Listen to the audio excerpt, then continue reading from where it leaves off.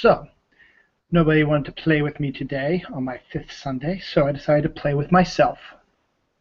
Wait a minute, that didn't come out right.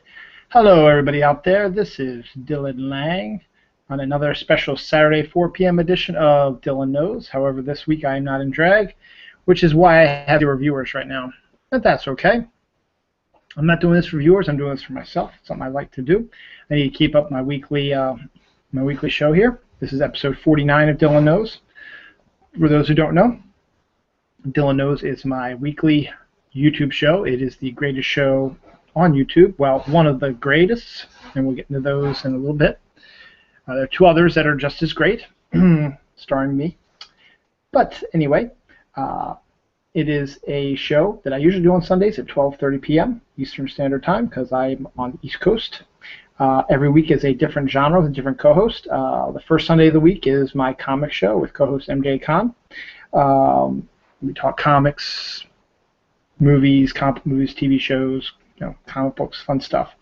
My second week show is Dylan Knows Lists with my co-host Gigi Fletch, where we set up a list, and it could be top 10, top 5, top 8, top 6, top 7, top 20, whatever we decide to do. Of whatever, and we discuss it. Mostly been about movies and TV shows and stuff. We've had a few things, conspiracies and vacation spots, so we try to mix it up a little bit. My third Sunday is Dylan Knows Paranormal with my co-host Daphne Dew, Larissa. We talk all things paranormal, supernatural, ghosts, aliens, Bigfoot, stuff like that, fun stuff like that. My fourth Sunday is Dylan Knows International with my co-host Bronwyn, who is from Canada, and we are joined usually by a round table of other people, and we discuss whatever we feel like. Like last week was our Dylan Knows International. We were dressed in drag, and we had fun. And then every once in a while we have a fifth Sunday, like this one. Granted, it's not Sunday, it's Saturday. My son's birthday is on Sunday, so we are doing... I'm doing the show today. We're doing his party tomorrow since it is a 3-day weekend for Labor Day. So it's the best time for everybody. Would be Sunday. So I couldn't do my show Sunday, and besides nobody wanted to play anyway. So I'm doing it now. 4 o'clock seemed to work out pretty good actually, and who knows, maybe I'll shift it this time because I had no tech problems. Granted, I'm only one person, but I had no tech problems, had no issues getting on board. So that's what I do. So I've been doing this for 49 episodes. This is my 49th episode, which means that my 1 year is coming up in September. September will be my year of knowledge. My plans right now are to do a special all-month Dylan Knows saga with 2 episodes of all my shows, but we'll see how that's working out, and with special guests stuff like that. I haven't had a chance to really follow up on it a lot because I've been very busy at my real job, unfortunately. But such is life. But so, what's the fifth Sundays then, Dylan? Well, my fifth Sundays just feel like whatever I'm watching, whatever I feel like talking about, whatever we're doing. I did a Doctor Who one. Dylan doesn't know Doctor Who. That was one of the first fifth week ones I did. Another one I've done is, what was another one I did? Oh, my potpourri shows. I've done potpourri shows where I've had a bunch of people on, and it's pretty much Dylan Knows International, but without the international flavor. Just talk about whatever. So you can consider this as a potpourri version of it, even though I'm all by myself. But I'm going to change it up. I'm going to make this one called Out of My Head. Once again, I'll tell you why in a few seconds.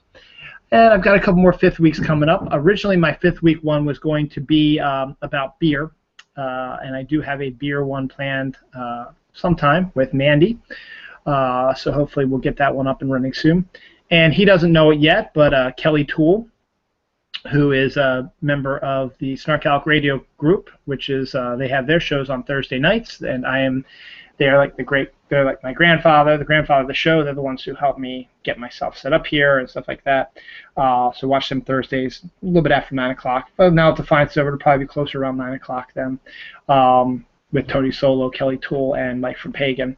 I haven't talked about it yet, but there is something that an episode of the show I might like to do with Kelly on one of my fifth weeks, but I'll talk to him about that when the time comes closer to that. So Kelly, I do have plans for you to come back on the show, and it should be a pretty interesting idea what I have going, so have fun.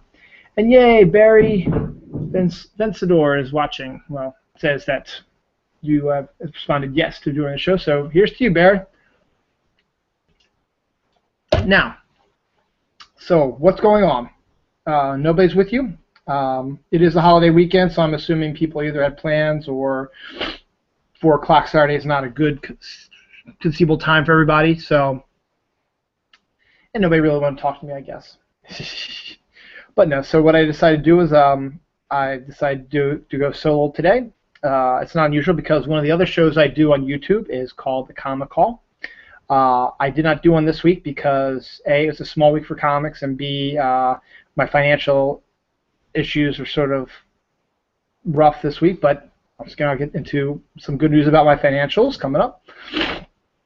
That's usually every Wednesday during the week, but next week I'll probably do a 2-parter, a double barrel one, as it were, a double haul, as my friend Gary used to say.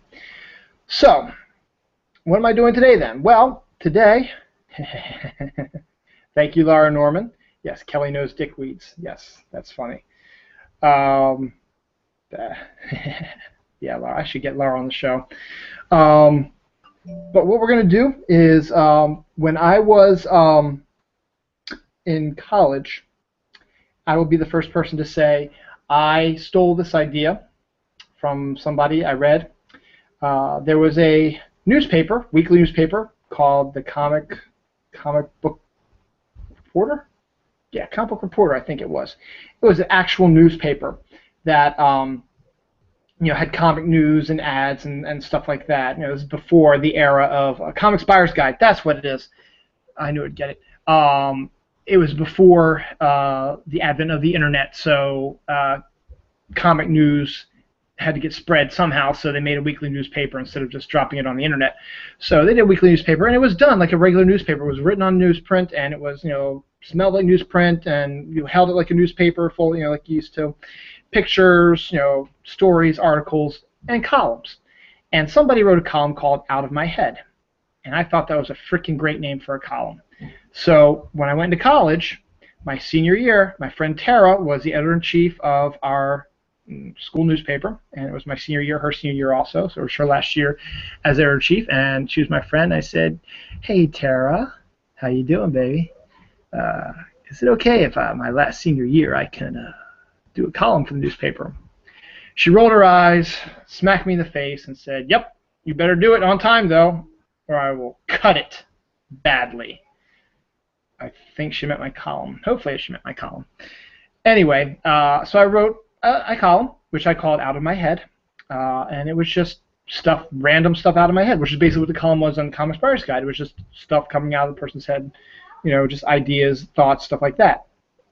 I guess you could call it maybe the advent of blogging. Not to say that I invented blogging. I didn't. I'm just saying, all right? But it was my blog, for the most part, since this is before the blog. This is 1995, 94, 95, I should say. Before I actually got into the blogging. Computers, the internet was still up, but it was still fairly new at that time. The internet was, not computers. Anyway, so I wrote this column, and I called it Out of My Head. And it worked good, and I had some fun with that. And then once I got out of college, I continued my path to being a blogger, where I started sending out emails to friends, family, whatever. And these were called Out of My Head. And once again, it was just stuff I talked about. A lot of it was movie reviews, because the time period after college and before I met my wife, I lived at home. I'm okay with that. I'm okay. I'm okay to admit that. I lived at home. I needed to save money. It was the cheapest thing to do. I didn't have a car at the time, and I was still recovering from my senior year of college, which someday maybe if I do another one of these Out of My Heads, I'll talk to you about. And I really didn't really have a job, but I had a couple little jobs here and there. I worked at a bagel shop and stuff like that. So being old enough, my mom, let me have my old room. Actually, I think I had my old room, and then I shifted over to my sister's room, which was bigger, because she had moved out. She was married at the time, so they would go to bed. My mom and my stepdad would go to bed early, and I would stay up in my room because I had a TV and I had a VCR. This is a VCR, and maybe a DVD player came in a little later. I think it was mostly VCR, and I watched videos at night right before I went to bed. And then what I would do is the next day, I would write a review on my blog out of my head. But it was an email which I sent out to my friends. So this all started from stealing from out of my head. Now, flash forward now to, I don't know, 2-3 years ago. It might even be longer than that, 4 years ago. No, 3 or 4 years ago. My friend Gary, who I've mentioned before, you might be watching the show, is a fan of the show and has watched it before. He told me about blogging. And I knew a little bit about it, I heard a little bit about it, and he showed me his blog, which is on Blogspot, which is on Google. And I created my own, and I started writing. And funnily enough, for fans who've been watching Dylan Knows International, my first blog was about traffic and cars.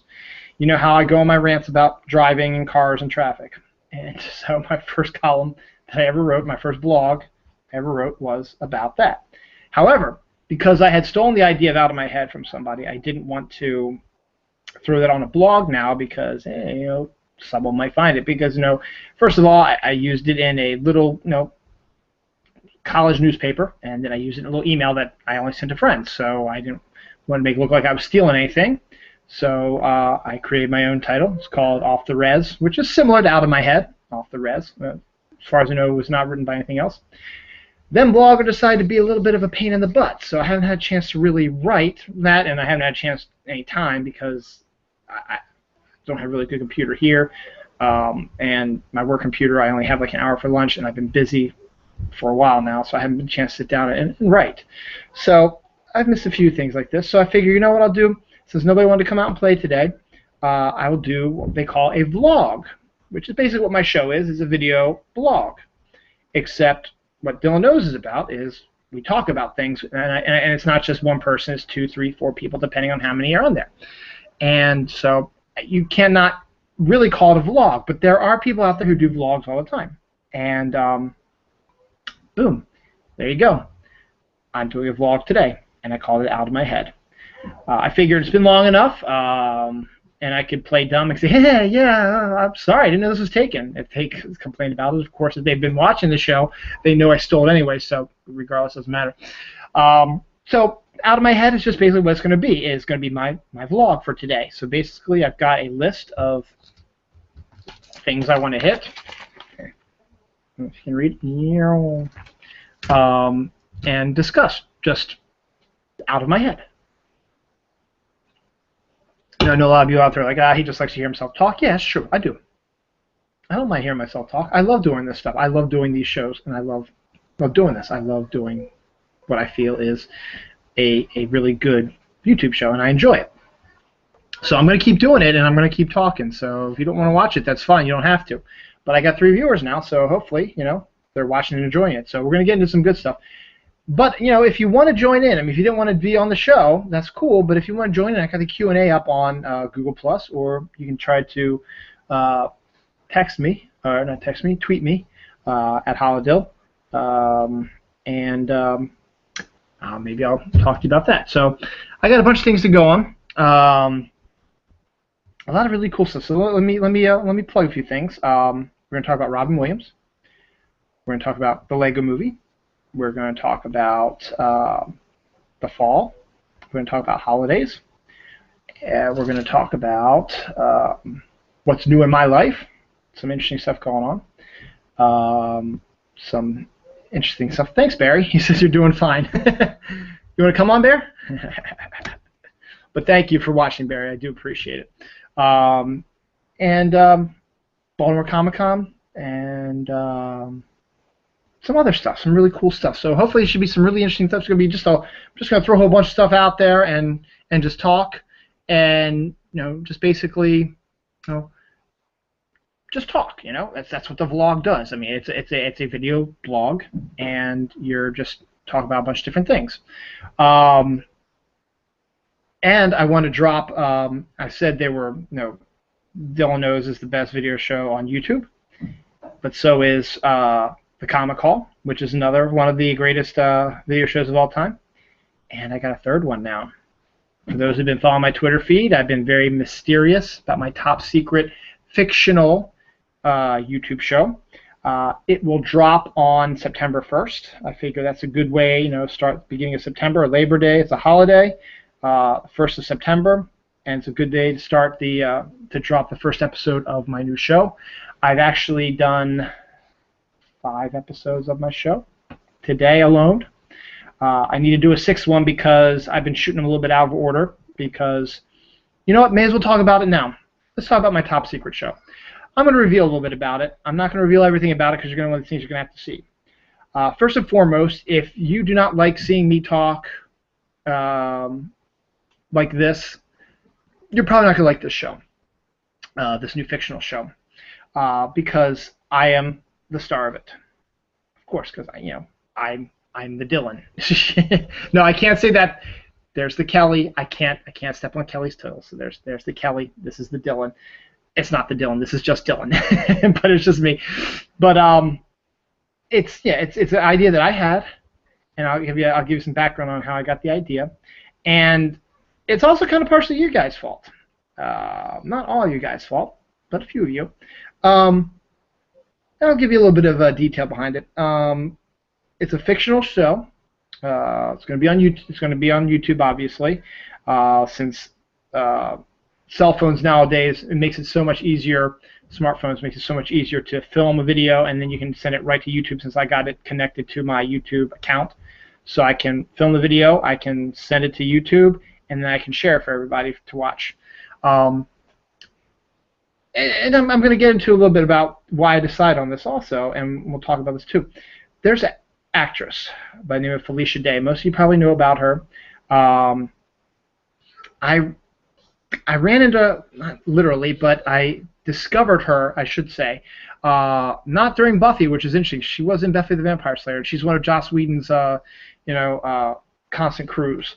But she, I think it was the early days of when I was on Twitter.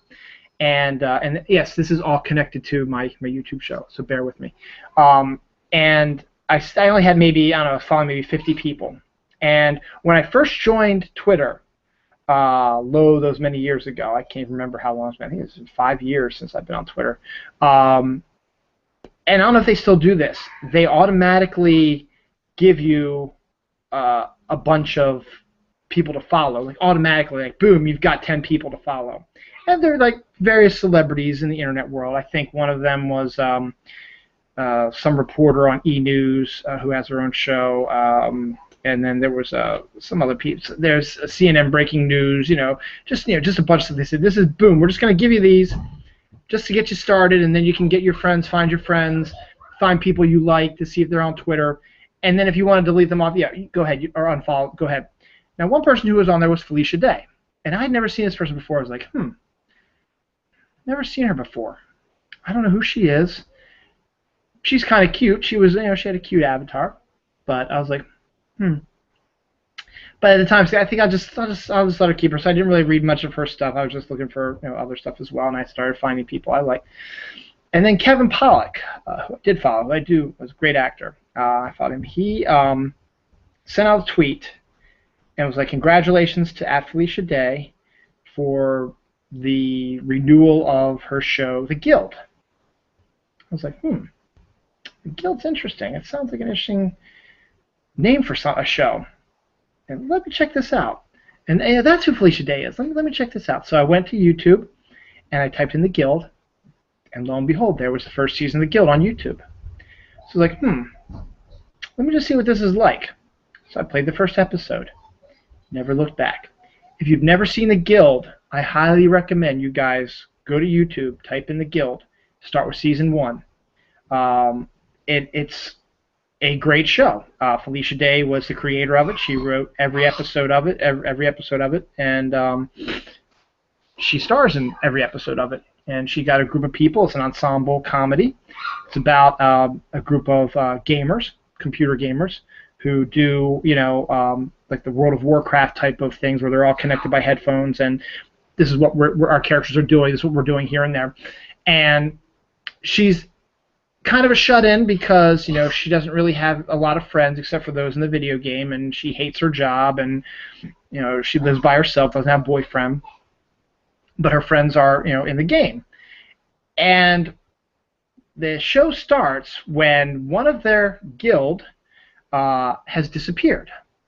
Where is he? Where's Zabu? I don't know. He hasn't been around for a while. And so they're trying to figure out where Zabu is when Felicia gets a knock at her door. She opens the door. It's Zabu. He has, wanted to meet her face to face because he thinks that there's a chance that the two of them can get romantically involved. And that's how the first episode ends. I was hooked from that point on. It's a rat-a-tat-tat, funny, hilarious, freaking hilarious show. And the first season was very quick. I think it was going to be 12 or 13 episodes. And every episode was about 3 minutes long, 3 to 5 minutes long, which is perfect. Just get little bits and pieces of what it is to get to know these characters, and you get the premise down is that they've never met face to face, much like you do on Twitter. I belong to a group called the Snark Alex, and up until last year, maybe it was last year I think, I never met any of them really face to face. Well, one or two of them. My wife is a Snark Alec. My friend Eric A. now is Snark Alec. Went to college with him, but I never really met any of the other ones. And so we set up a meetup in New Jersey, where a bunch of them live, and it was in drawing distance for a bunch of those other ones.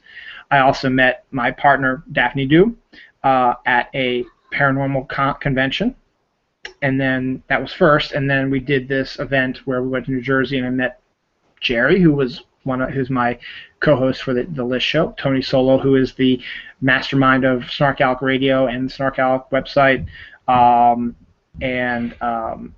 Lee was there, and Nicole, who has been on my show before, and Myrna, and Jerry's husband Ken was there, and it's terrible. I feel like I'm missing somebody.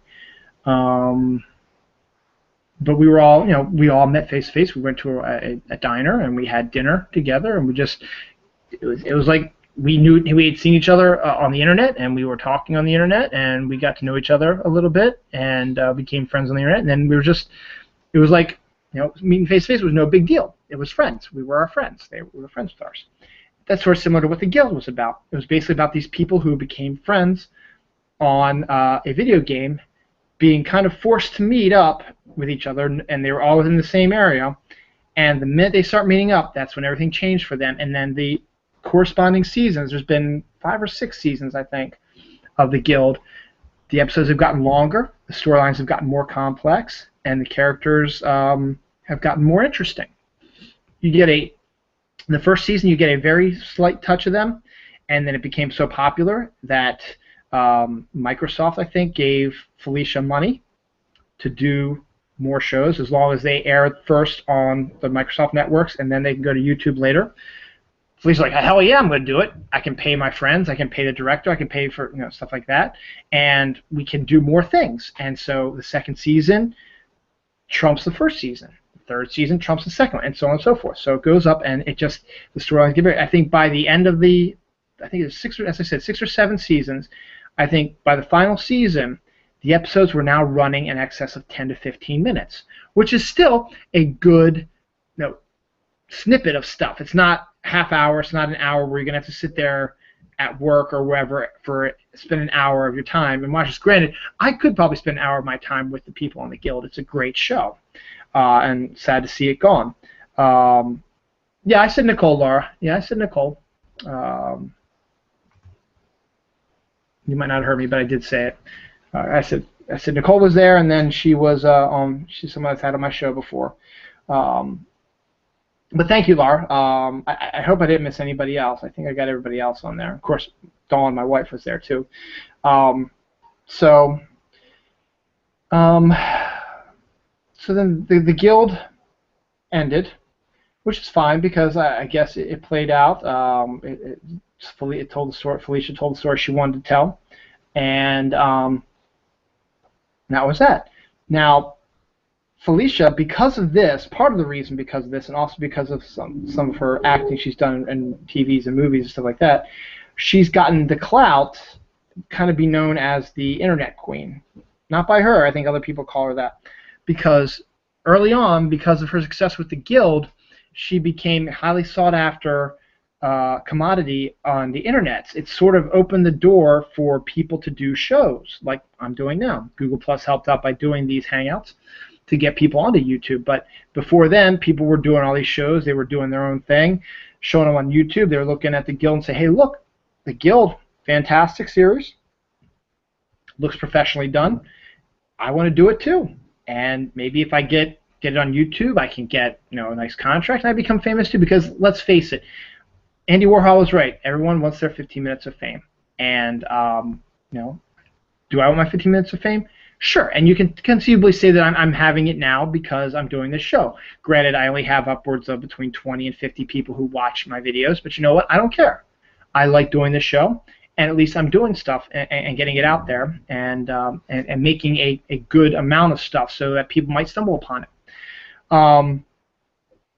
So she's popped up in a bunch of other internet shows that have sort of happened because the Guild opened the door, so many doors for them. So she popped in, and she has this success. So she's popped in of her own volition to say, hey, I'll help you out here, get you a little bit of notice because, hey, look, we have special guest Felicia Day. Bam! People are going to want to watch. So then people are going to watch the show just for Felicia and say, hey, you know what? This is a pretty good show. The Legend of Neil is another good example. The actor who plays Zabu, he created his own show, which was freaking hilarious. It's more grown-up than the Guild. That's another one you look at. If you're over 18 years of age, check out the Legend of Neil. It's basically a loser gets sucked into the world of the Legend of Zelda and becomes Link, and then everything in there is live. So he is basically doing a live-action version of the Legend of Zelda. It is freaking hilarious, and it's dirty. It's very adult. There's sex and language and violence, and it's freaking hilarious. And Felicia's in there. She's playing the dirty fairy. The fairy who, when Link is injured, the fairy gives you the power to regenerate, or not regenerate, but gives you your life back, builds up your life again. So they decide to play a little bit different, and also take a look. Felicia's always appeared to be kind of not demure, but she's never been really one that you could see as being kind of a bad girl. Fairy's a bad girl. The actress she plays, the character she plays in Legend of Neil is a bad girl. In order for her to recharge Link, she has to have sex with him. It's hilarious. She sang a great song about having sex with Link. It is so hilarious. You have to check out the Legend, and not just for Felicia. The show itself is absolutely brilliant. And if you're a fan of Legend of Zelda, you've got to check that out as well. So the Legend of Neil, check that out. That only lasted 2 seasons, I think, maybe 2 or 3 seasons. But the episodes are a bit longer than the Guild are, but they're high quality. They're really good. So Felicia's popped in on a bunch of different things, and she's created Sundry, Geek and Sundry. That's why I got the name Myrna, yes. Did you sing the song All By Myself? Yeah, it's from the movie, I hear it from Half-Baked, as the guys in jail going, all by myself. Yeah, that's what it was, Myrna. Where was I? Geek and Sundry. So Felicia takes her clout as the internet queen and creates her own network, calling it Geek and Sundry. And she creates sends out the invite, says, hey, if you want to be on my network, come, send your ideas, pitch me your ideas, and I'll see if I like them. Her friend Will Wheaton pitched her the idea of the gaming one, where every week he films him and 4 of his friends playing board games. Not necessarily like Battleship or Clue, stuff like that, but like Dungeons and Dragons types games and other types of games. It's called Tabletop. That one's about an hour long, and that's a pretty good show as well because Will has got the clout in Hollywood. He can get a bunch of his sci-fi friends in and people he's worked with before to come in. So you get some, not huge actors, but some big-time actors coming in, actors and actors you like come in. They play board games with them and they have fun. It's just a bunch of people hanging out playing games, and it's a blast. And they've done some other shows. They've done Space Janitors. They've done Ghosted. They've done I don't think it's Ghosted, but the one with the Ghost Hunter ones. And then they also have done, and Felicia still keeps busy. she does a show where she plays video games with her brother, and she does a show where I don't think I've seen any recently, but it's called The Flog, where she talks. That's about a 15-minute episode where she hits a bunch of different things. It's a lot like vlogging because she's talking about different things, and she goes out and does things. Like one episode I remember seeing, she made a sword for LARPing, an actual sword. She hammered it, watched it get heated up, and stuff like that. So she did cooking one time. And then there are other people come in. There's a woman who does a comic review show, much like the Comic Hall, but we're not going to talk about that.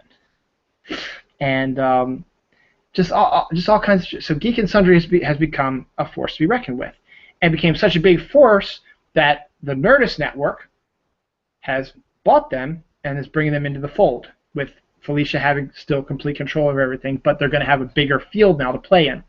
So congratulations to Felicia on that. So Felicia Day seems to be a wonderful person. What I've seen, because you could say the videos that she does, where she's not acting, could be who she is in real life, and she seems like a sweetheart. And she's very nice. I mean, being able to just go in and pop into video shows that are just starting out on YouTube, and just giving them a little extra clout so that people will come watch the show and say, okay, Felicia's in this episode, but then, let's stick around and see if maybe we like this episode, see where the next episode takes us, and then they get hooked on this other new show, and then you got another internet star born. Now, do I want that to happen to me? Sure. I'd love to have Felicia Day on the show. It could be a 5th week interview show. She could come in for, join Gigi and I for a top 10. She could do international with us, or we could just do a straight up interview, me and her. I'd be fine with having Felicia Day on my show. Do I want it to help expand people seeing my show? Maybe a little bit, but actually I find her fascinating because I had a little bit of a crush on her when I first started doing the Guild. I mean, I was happily married and nothing was going to happen with it, but you can get these crushes every once in a while. I had a crush on her. And so I was, devouring everything I could find on her. I watched the TV show she was in. I watched some of the other videos she was in. She did a 3-part one called Dragon Age, based on the video game, and that was very well done as well. And so I watched those, and I've read about her, and there's some interesting things I'd like to talk to her about. She was homeschooled. I'd like to ask her about what's that like. She can play the cello really well. I think it's a cello, really well. I think she went to school for playing the cello. I mean, she got money to do that at her school, and to do these to get this kick started. To get things started on the internet, and also to do TV. She's done TV shows. She's done movies. Just talk to her about all that stuff in general. I'd love to just sit down and just have a one-on-one interview with her, just to talk with her, and just ask her all kinds of questions, not just necessarily about the creative end of things, but about her life and stuff like that. Is it going to happen? Probably not. But you know what? That's okay. But she's given enough people hope, as it were, I suppose, that they can make it on YouTube. Anybody can make it on YouTube. Justin Bieber. Everybody hates Justin Bieber now, but let's flash back about 5 years ago. He made YouTube videos of him singing. People found these. They played them over again. He was getting millions and millions of hits. The record company said, that's interesting. Let's hire this kid and see what he can do. So they hire the kid. He makes an album. Becomes a superstar. Now he's just a dick, but that's besides the point. Fame affects everybody differently. I'm 41 years old. All right. If I suddenly became famous overnight, I honestly hope it wouldn't change me. But I do not plan on being famous overnight. I do this show because I want to do this show. I'm not lamenting the fact that I don't have a lot of viewers. I have 3 viewers now. I probably have more because sometimes the Google Hangouts, the numbers are skewed a little bit. But you know what? I don't care. I'm doing this for me. I like to do this. But, as I said, she's an inspiration. Felicia's an inspiration. And I've come up with the idea. To do this fictional show. And it's been percolating in my head for a little while. It's my top secret show that I'm going to drop on September 1st. I don't know how many episodes I'm going to drop since I've done 5 already. I don't think I'll drop all of them on September 1st, but I might do a couple of them. But it's not because I want to be famous that I'm doing this. It's because I like this medium. The fact is, anybody can be a star now. As I said, Justin Bieber, good example. You have smartphones. Smartphones have cameras in them now. They're connected to the internet now. You can make videos. You can send them to YouTube, and before you know it, boom, you can take that video and you can put it on Twitter, Facebook, Google Plus, and get more people to view it. And tell people, hey, come see my show. That's what I do. As you see, when Dylan knows, I'm doing it live now. When it gets uploaded to YouTube, when I'm done the show, when it's reached a point where I think it's good, it takes a couple hours for my stuff to go there.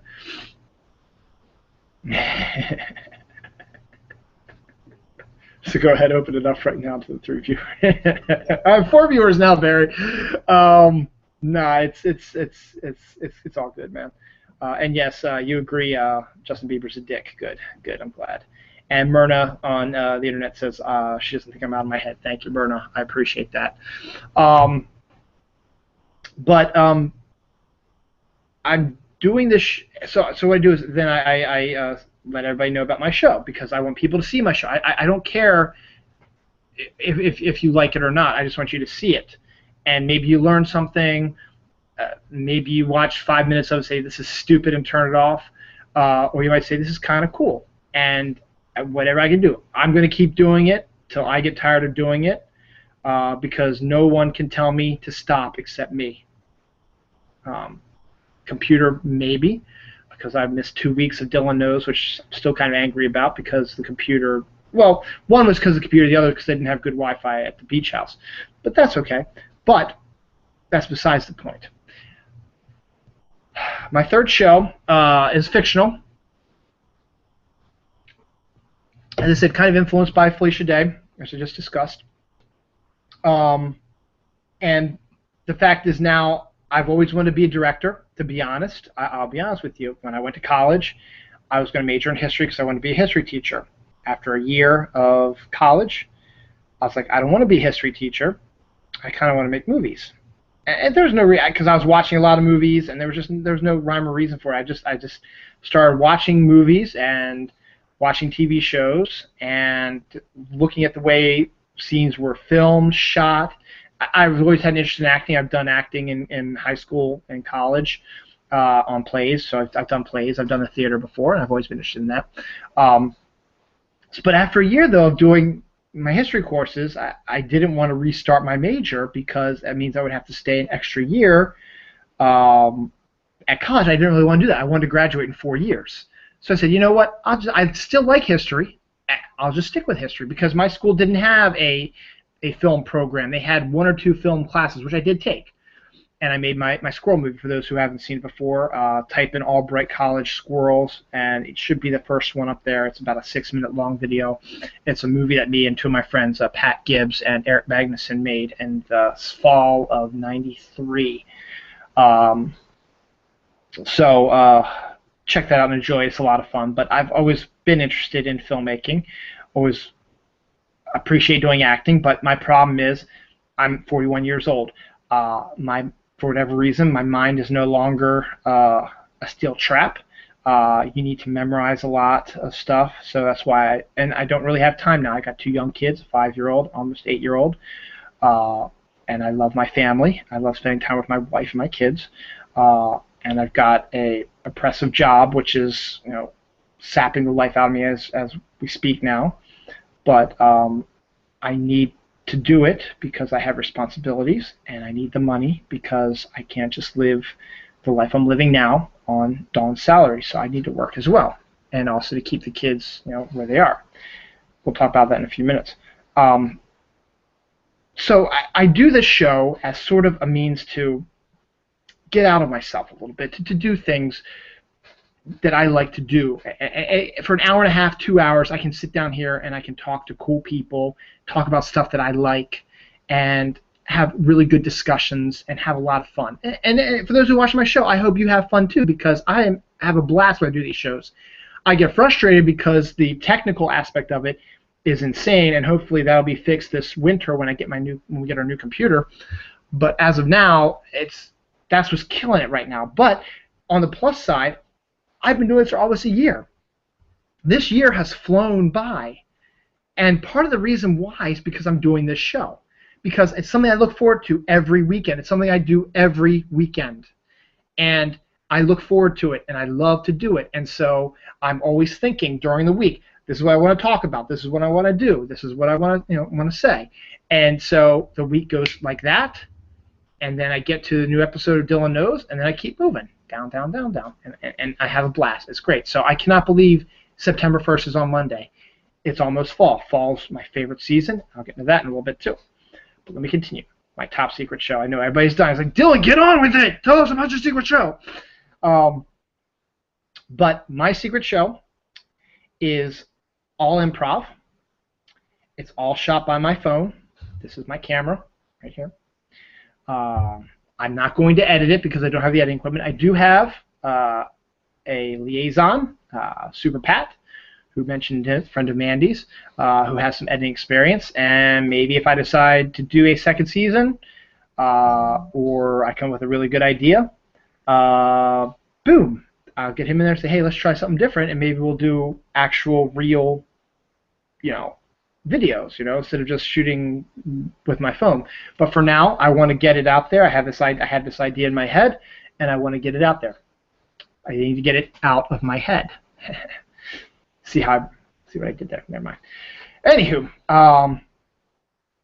so they're going to be very small episodes. They're not going to be long. As I told you before, the Guild's first season episodes were like 2-4 minutes, maybe 5 minutes at the tail end of the longest ones. Of the 5 I've done today, the longest one's the very first episode. It's 7 minutes long. Then I have like a 5-minute one, a 3-minute one, like a 2-minute one, and another 3-minute one. And as I said, I'm going to do one more because I got to connect. I've done 3 episodes, and then I sort of did 2 future episodes. So I got to get that connected episode done. I don't know how long that one's going to be. Plus the 2-minute one, I don't know if I'm actually going to keep it. That's the good part. They're all on my phone right now.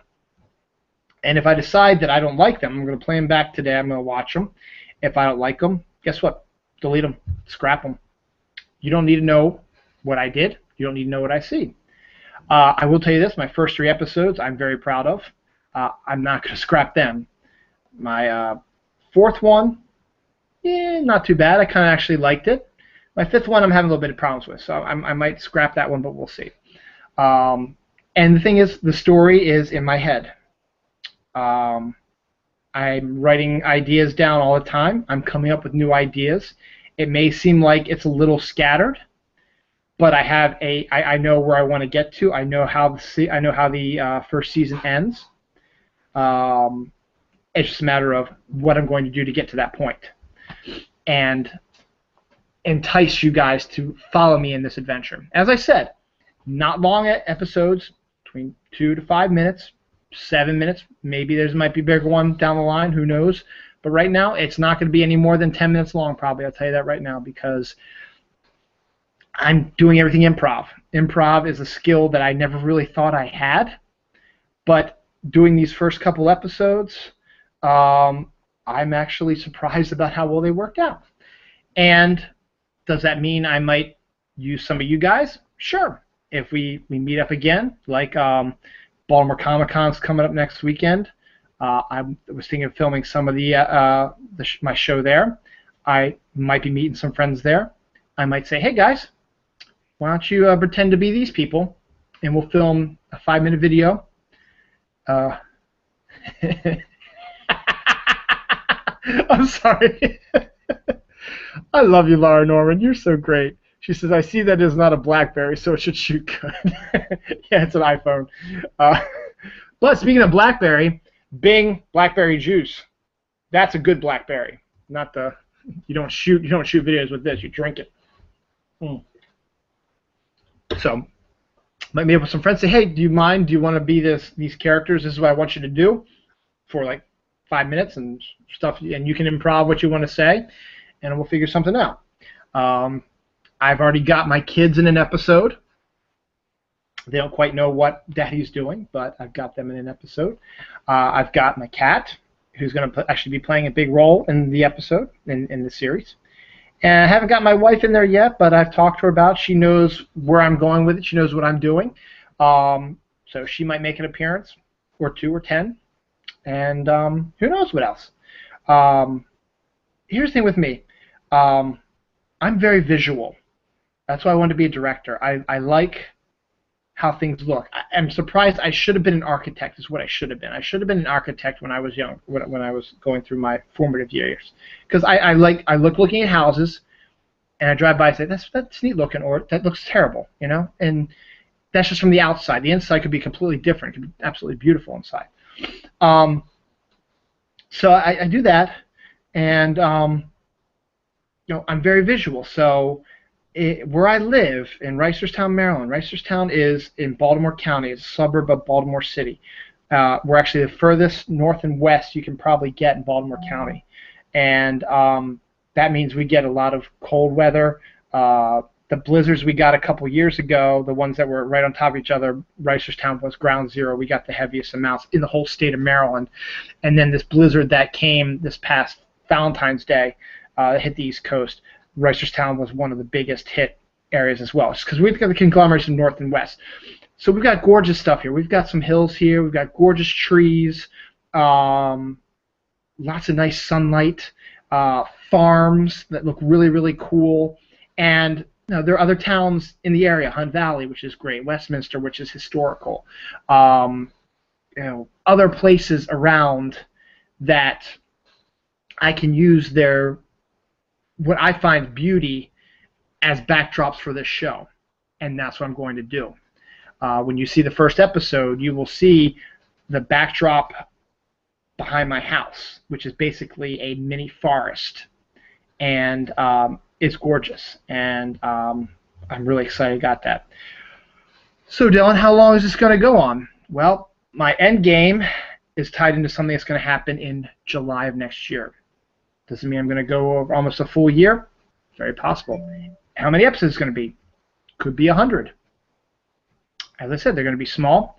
I've got a storyline I want to do. It depends on how many I like to do. As I said, small ones, you know, I can do thousands of these small ones and make it an interesting story and lead up to next July. Next July is my end point. Does that mean I'm going to get there with this season? I don't know. I don't know what I'm doing. As I said, I'm doing something completely different. I'm doing guerrilla style improv, which isn't an unusual thing. There are other people I know who do this, other people who are friends of mine who have done it before and may be doing it in the future, you know. So improv guerrilla filmmaking is a fun thing to do nowadays. And the thing is, I'm really nobody, you know. I don't mean that in a bad way. I mean, I'm somebody to my family. I'm somebody to my friends.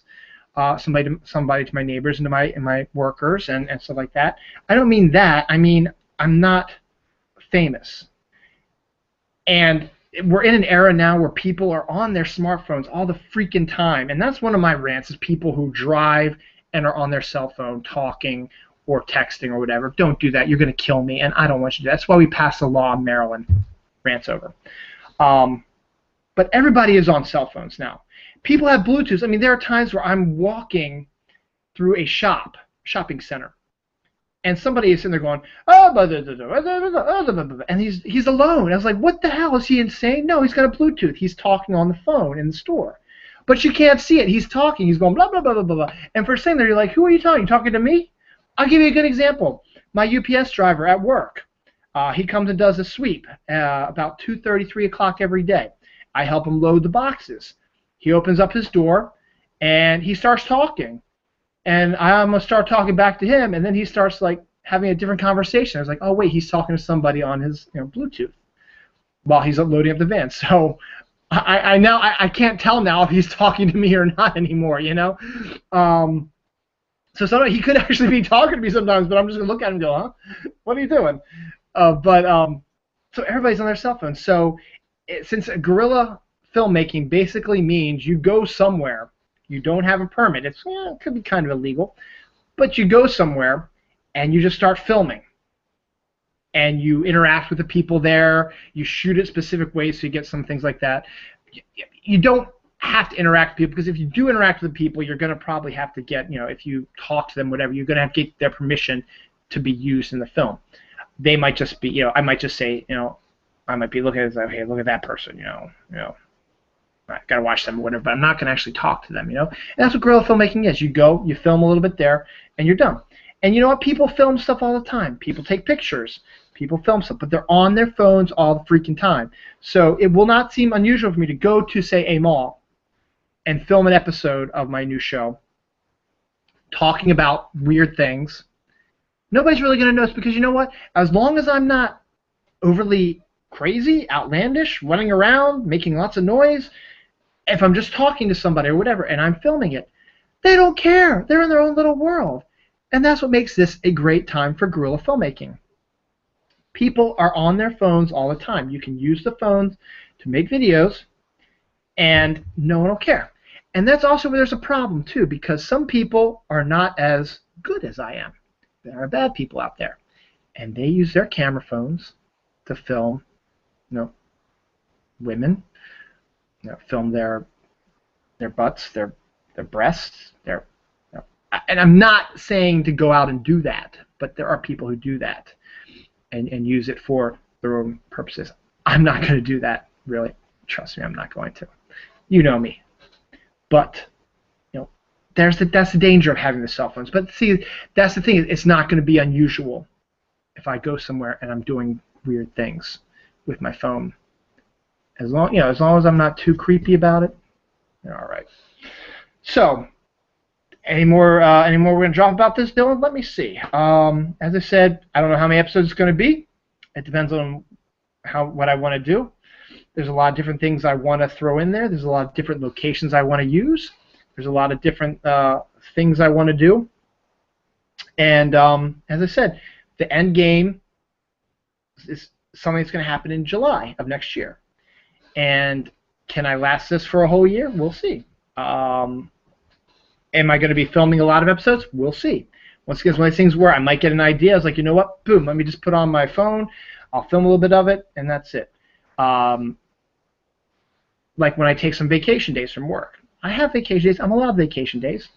If I decide to go shopping or whatever, I can go to one of these places, and I can film myself after work. I love you, Laura Norman. I'll do your Q&A in a second. So, I don't know when I'll be filming. I don't know when inspiration hits. I have specific things I want to do.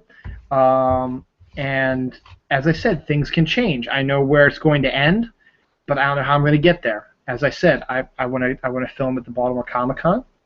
I want to film at my son's birthday party tomorrow.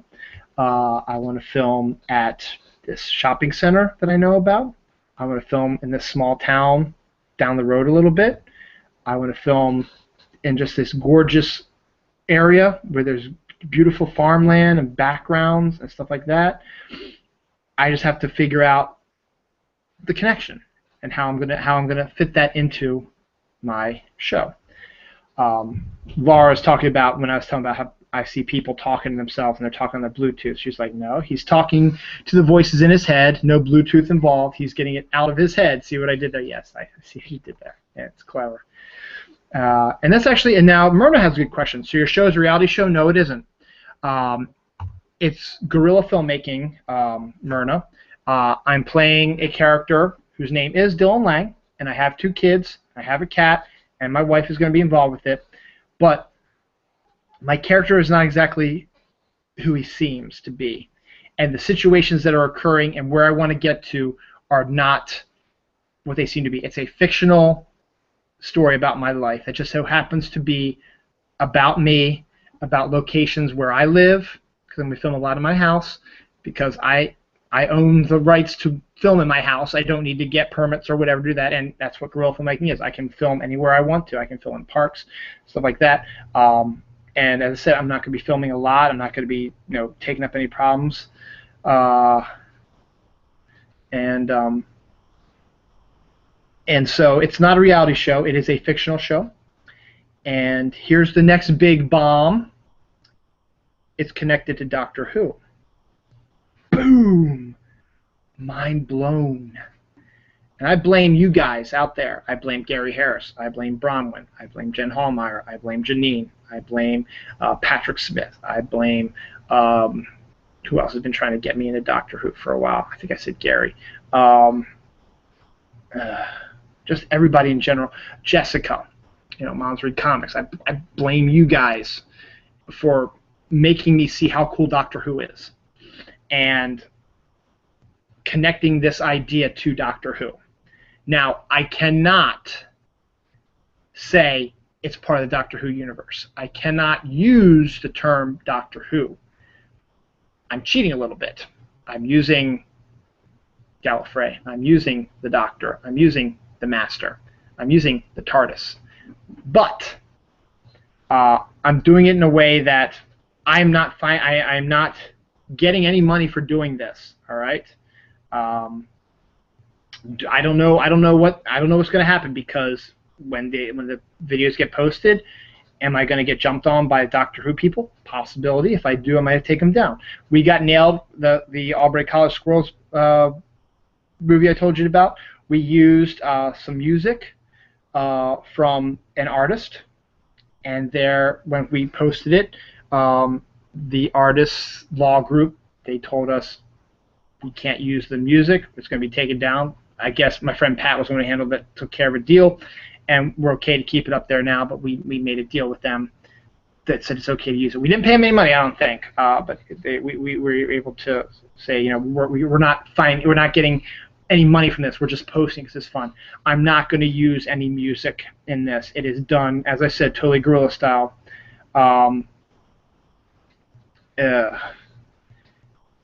To each of their own. I can't dig it. What do you mean, Barry? Do you not like that I'm doing something bad, or I don't quite understand. But as I said, I'm just connecting it to Doctor Who, and I'm going to use the terms loosely around here. They're not,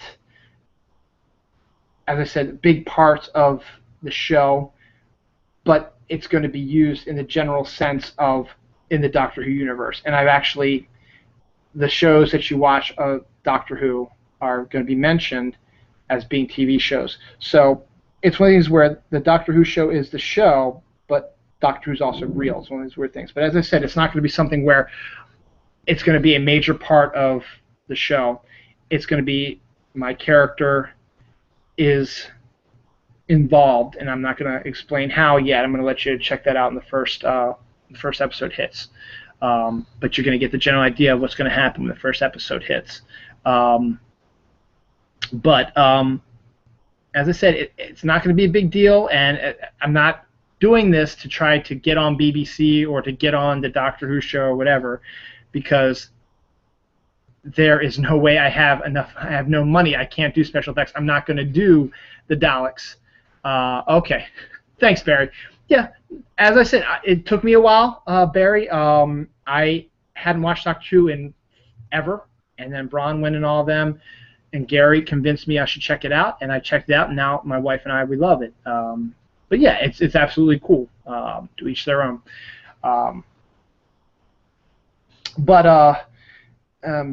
As I said, and Barry, this is also for you. You don't need to be a fan of Doctor Who to understand what's going on. It's going to be pretty self-explanatory. As I said, it's just basically in the same universe, but I don't have the money for special effects. I don't have the money for aliens. I don't have the money for music. I don't have the money for editing. I don't have the money to get anybody from the show on there. Oh, Laura Norman, just wait to see what my TARDIS is. It's not really my TARDIS, but in the second episode, you'll see what the TARDIS, my character believes is the TARDIS. I think you're going to love it. Laura Norman's like, instead of the TARDIS, Dylan will be going in a porta potty, which actually, you know what? That's not a bad idea. If I use that, Laura, I will put you as being the one behind it. I'll say TARDIS, porta potty TARDIS, created by Laura Norman. So, but as I said, so I'm going to mention the Doctor. I'm going to mention the Master. I'm going to mention Gallifrey. I'm going to mention the TARDIS. But that's really about it. I'm not going to mention companions. I'm not going to mention the Daleks. I'm not going to mention, well, yeah, maybe. I doubt it, though. Robot Men, whatever. But we are living in our own. My character is living in the Doctor Who universe, but it's really hard to explain. It's not connected to the show because I make mention in the first episode about the show. As I said, I really can't say much because I can't wait for you guys to see the episode, and I don't want to drop it early. I want to drop it on the 1st of September, so it's not going to come out till Labor Day. But it's going to be worth it. And Myrna, you said you need your own special prop or icon that represents your show. I got one. I just need to figure out when and where I'm going to bring it in, and I think you should appreciate it. And I'm not making fun of the show. I'm going to make a lot of nods, a lot of jokes about the show that fans of the show will get, but it's not going to be something that, like Barry, who doesn't watch the show, it's not going to be, or we're like, what the hell is he talking about? It's just going to be an off-the-remark comment. A good writer is able to have people who have never seen a show before be able to jump in at any time. That's what a good writer does. And as I said, everything is in my head. Getting it out of my head is what my topic is. So, what have we learned? It's a fictional show. My character's name is Dylan Lang, but I have another character name, which I'll tell you in a few minutes. I have a wife and 2 kids. I have a cat. They're all going to play parts in the show.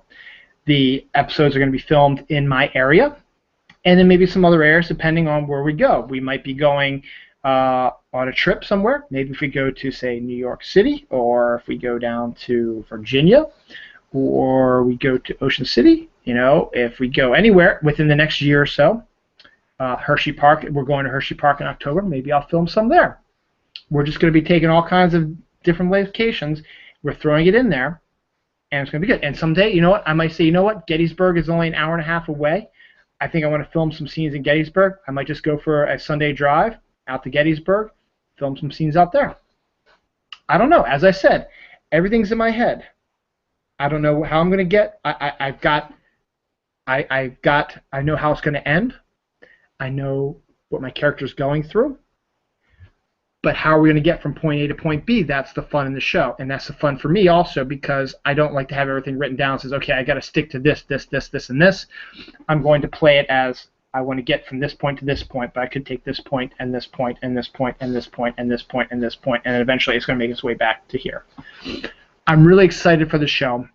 And once again, if we have any of these Snarkalic get-togethers again, or we see each other down there, I may say, hey guys, you want to be on my show? You can play this part. Another idea I had is because these Google Plus Hangouts are broadcast on YouTube, I might do an episode that's a hangout with some characters in character. We might do an episode where we're discussing something like that. So, as I said, I've got all this in my head. Hopefully it is new and original, Barry. As I said, you got to like me because I'm front and center in this. It's a lot from my perspective. You'll get it from my perspective. You'll get it from my face. And I hope it's something entertaining for everybody. As I said, there's going to be a lot of talking. And you're going to need to use your head a little bit because I've got a mystery that I'm trying to solve, and I'm going to have you guys help me solve it. I'm excited for it.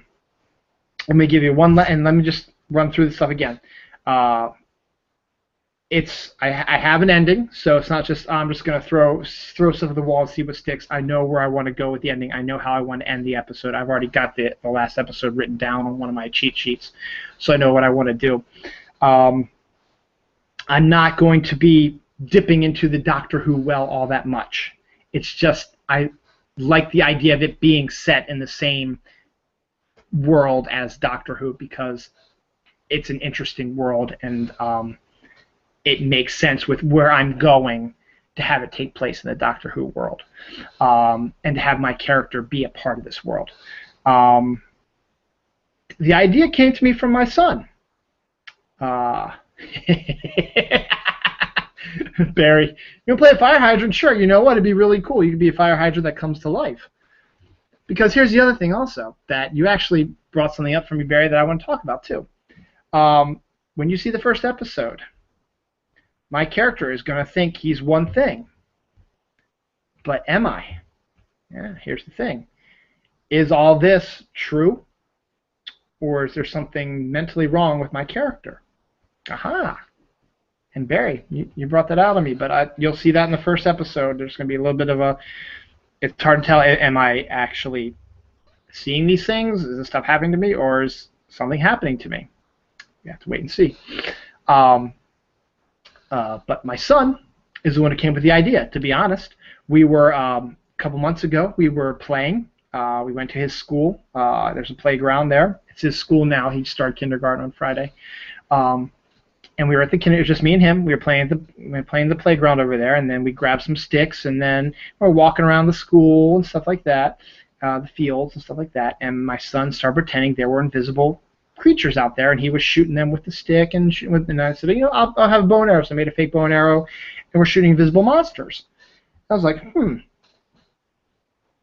There's monsters in sci-fi films. There's monsters in TV shows, and a good way to do it is you can be attacked by invisible creatures pretty easily and make it look realistic.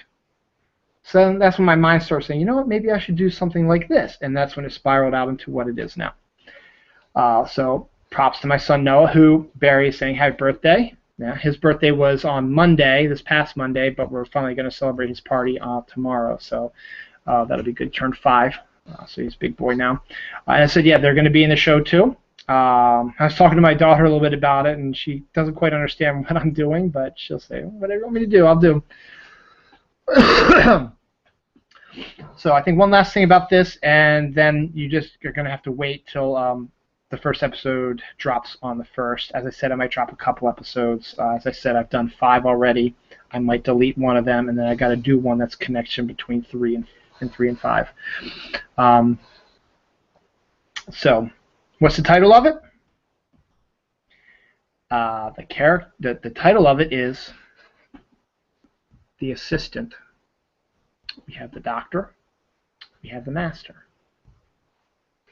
I'm the Assistant. That's all I'm going to say about that. Where it might be going, you can get a general idea. For the Doctor Who fans, you may get an idea of where things are going in my head. It's called The Assistant. So the first episode of The Assistant will drop September 1st, Monday, September 1st, Labor Day. I don't know exactly what time, probably early, but I will definitely be trumpeting it up on Twitter and Facebook and everywhere. And Myrna wants to be in the show too. She wants to be a talking coffee mug. I can do that too. I would love to do that. I'd love to have you as a talking coffee mug and Barry as talking fire hydrant. It's freaking awesome. So, The Assistant, first episode, coming September 1st, Monday, 2 days away. Between now and then, I might film a bunch more. And as I said, they're between 2 and 5 minutes, maybe 7. My first episode is about 7 minutes long. It's only so long as you can because, as I said, it's from my perspective. You'll see it from my perspective, or you'll be looking at me, and I'll be talking to the phone. So I'm going to be in every scene in some form or another. I'm going to try to interact with other people, but there's going to be episodes where it's just going to be me talking like I'm doing now, and hopefully I'm not going to bore you to death. So I've talked about this enough. The Assistant drops September 1st. Watch it. You'll hear all about it. I've got a few more things to go. I'm going to go longer than I wanted to go to, but you know what? I'm having a blast with this. I might not hit everything in here, but let's see what I can do. The other thing I was teasing is Robin Williams. Robin Williams passed away, it's been 2 weeks now? About 2 weeks ago, I guess. He's kind of sad. One of my favorite actors. Committed suicide due to depression for the most part. He's had a tough life. He's had bouts with alcoholism and drug abuse, and then they said that he's starting to show signs of Parkinson's and depression. I can understand. I mean, unfortunately, his TV show didn't take off like he was hoping. His movies haven't really been big hits in a while.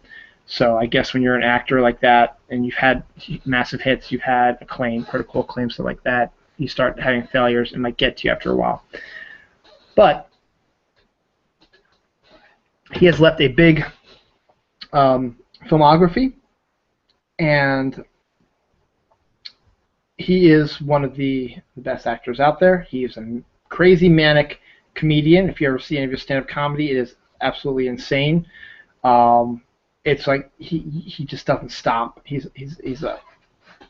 like the ever-ready bunny. He just keeps going and going and going, and it's usually very funny. The stuff he does is usually very funny. He does the impressions. He does all that stuff. He was a good talent. He was very funny, but he was also had his dramatic moments. He had some really good dramatic roles, and the best films that he was in were the ones that combined the two together.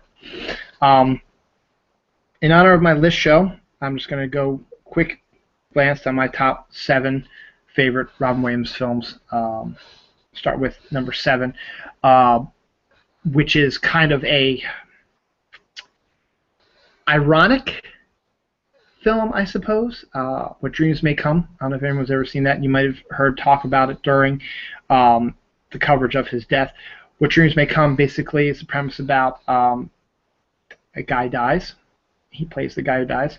His wife commits suicide because she can't live without him. But because of their religious beliefs, people commit suicide, go to hell.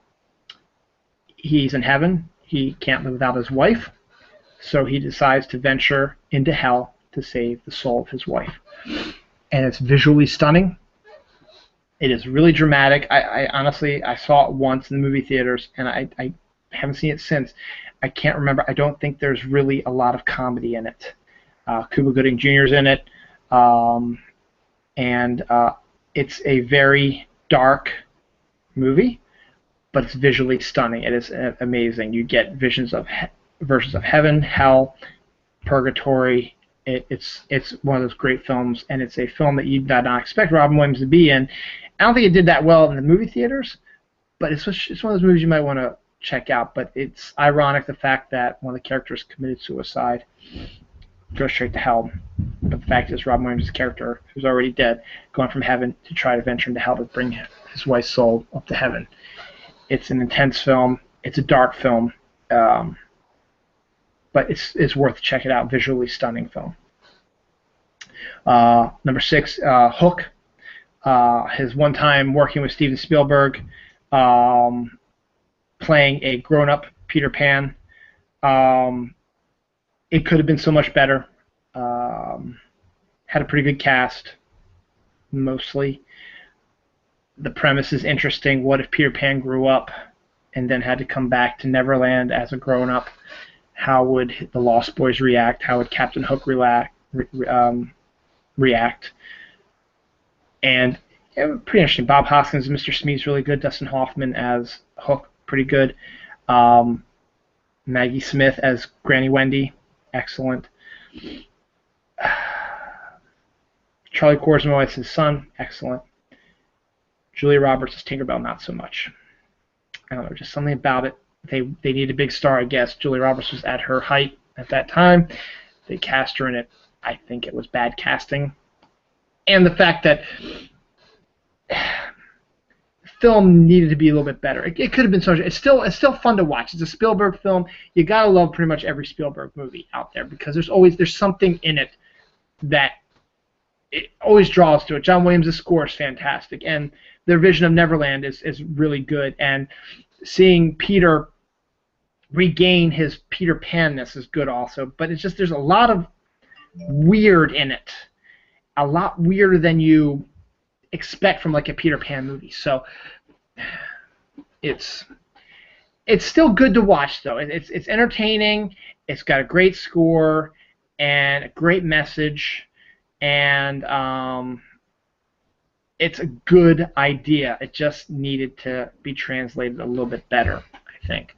Laura Norman says she's seen it and have it. I think you're talking about What Dreams May Come. It is. I own it too. Maybe I should pop it in again. It's been a while since I've seen it. Number 5 is Mrs. Doubtfire. Probably his biggest role, maybe. Made the most money for him.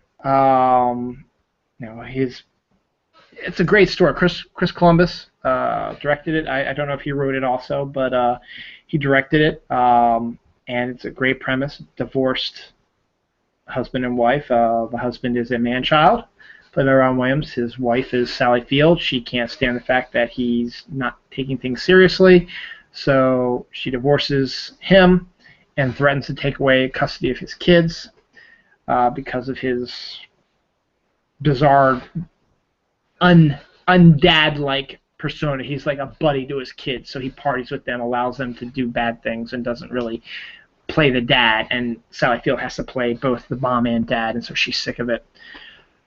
But he loves his children, obviously. I'm hoping most fathers love their kids, and if they get separate from the kids, they figure out some way that they can see them again. And the way Robin goes about it's a little bit bad. His wife decides to hire a nanny for the kids and a maid, chef, whatever. And Robin uses his acting ability and the ability of his brother, played by Harvey Fierstein, who's a makeup artist, to turn himself into Mrs. Doubtfire, who is a Scottish-British maid, nanny type. And he wins over Sally Field, who hires him. And the kids, don't know that he's who he is. They think of he's just a nanny, and she's fairly strict when it comes to things, so it's a way for him to be able to play the grown-up and not the cool dad. And eventually the kids discover who he is, and so, things have to stay hidden and quiet. Sally Field is dating Pierce Brosnan, who wants to, get into the family in his own way, wants to marry her and get to be her and raise the kids also. Robin Williams, of course, doesn't like that idea. And that's the basic premise of the film. It's an amazing tour de force by Robin, especially the finale where he is at a restaurant where he has to be Mrs. Doubtfire, and he has to be Robin Williams' character himself, who's being interviewed for a job, while getting drunk. So he has to run back and forth between both tables and all this stuff and change his costume back and forth. It is a great comedic tour de force by Robin, and well deserved of its big money. Number 4 is Popeye. A lot of people might not have seen this. This is one of his earliest films. It's a musical based on the comic strip Popeye. The guy who eats spinach and grows big muscles when he eats the spinach, and olive oil, and Bluto, and Wimpy, who eats hamburgers, and just all the myriad of characters that are in the Popeye world. This is a live-action version of Popeye. It is a musical. There was a musical that was created for Popeye, and this is Robert Altman, who's one of the well-respected filmmakers. He made this film back in the early 80s. Robin Williams plays the title role of Popeye, actually sings a couple songs in it. I posted probably his most heartbreaking song in there, where he's singing a sad song about losing Sweet Pea, and I posted that on, actually, I think someone else posted it, and I retweeted it. But it's a great song. It's a great movie. I mean, it's great music. If you like movie musicals, it's fun. Robin Williams actually does a really good job as Popeye. It's when he's young. He's still early on in his career. He's not a huge megastar yet. I think he's just done Mork from Mork and Mindy, and that was all he was really known from. So he's not a huge star, but he does a really good job. Shelley Duvall is a wonderful olive oil. Absolutely fantastic olive oil, and plays off of Robin Williams' Popeye so well. Ray Walston is Poop Deck Pappy, fantastic there too. Paul Dooley as Wimpy, fantastic, great casting, great musical numbers, great story, great set, fantastic film. highly recommend everybody go out and check out Popeye. I think you'll enjoy it. The songs are great.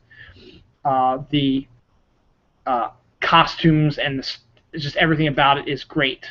It's fantastic, and it has that manic quality that the cartoon has. The violence, the beating up, the spinach eating, all that is in there, and it's very good adaptation of Popeye. So check it out. Number 3 is Dead Poet Society.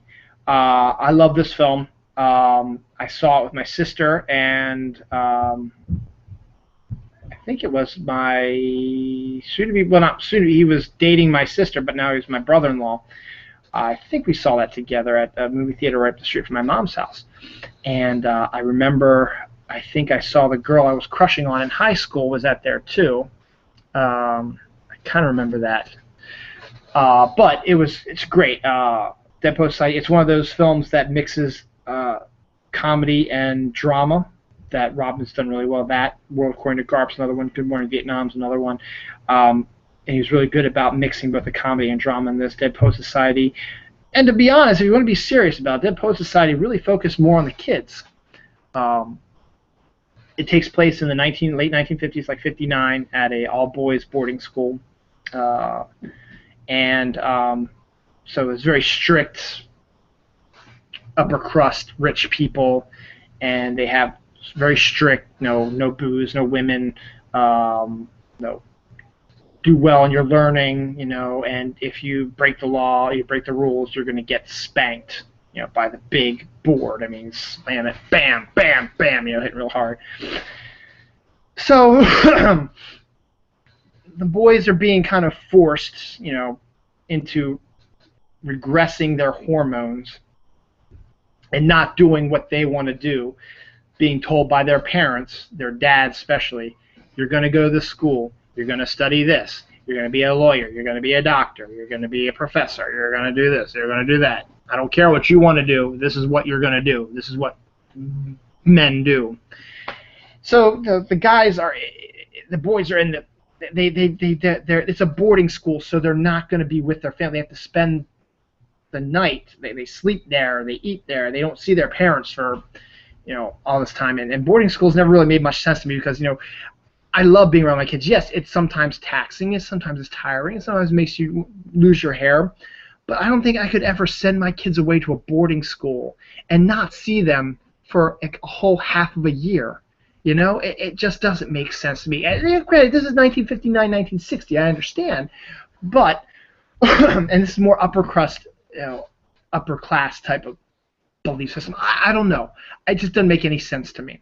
So of course, Robin Williams plays a poetry professor who went to school at that same school and was kind of a troublemaker, but he was able to succeed, and then they begrudgingly brought him back because they needed a new poetry teacher.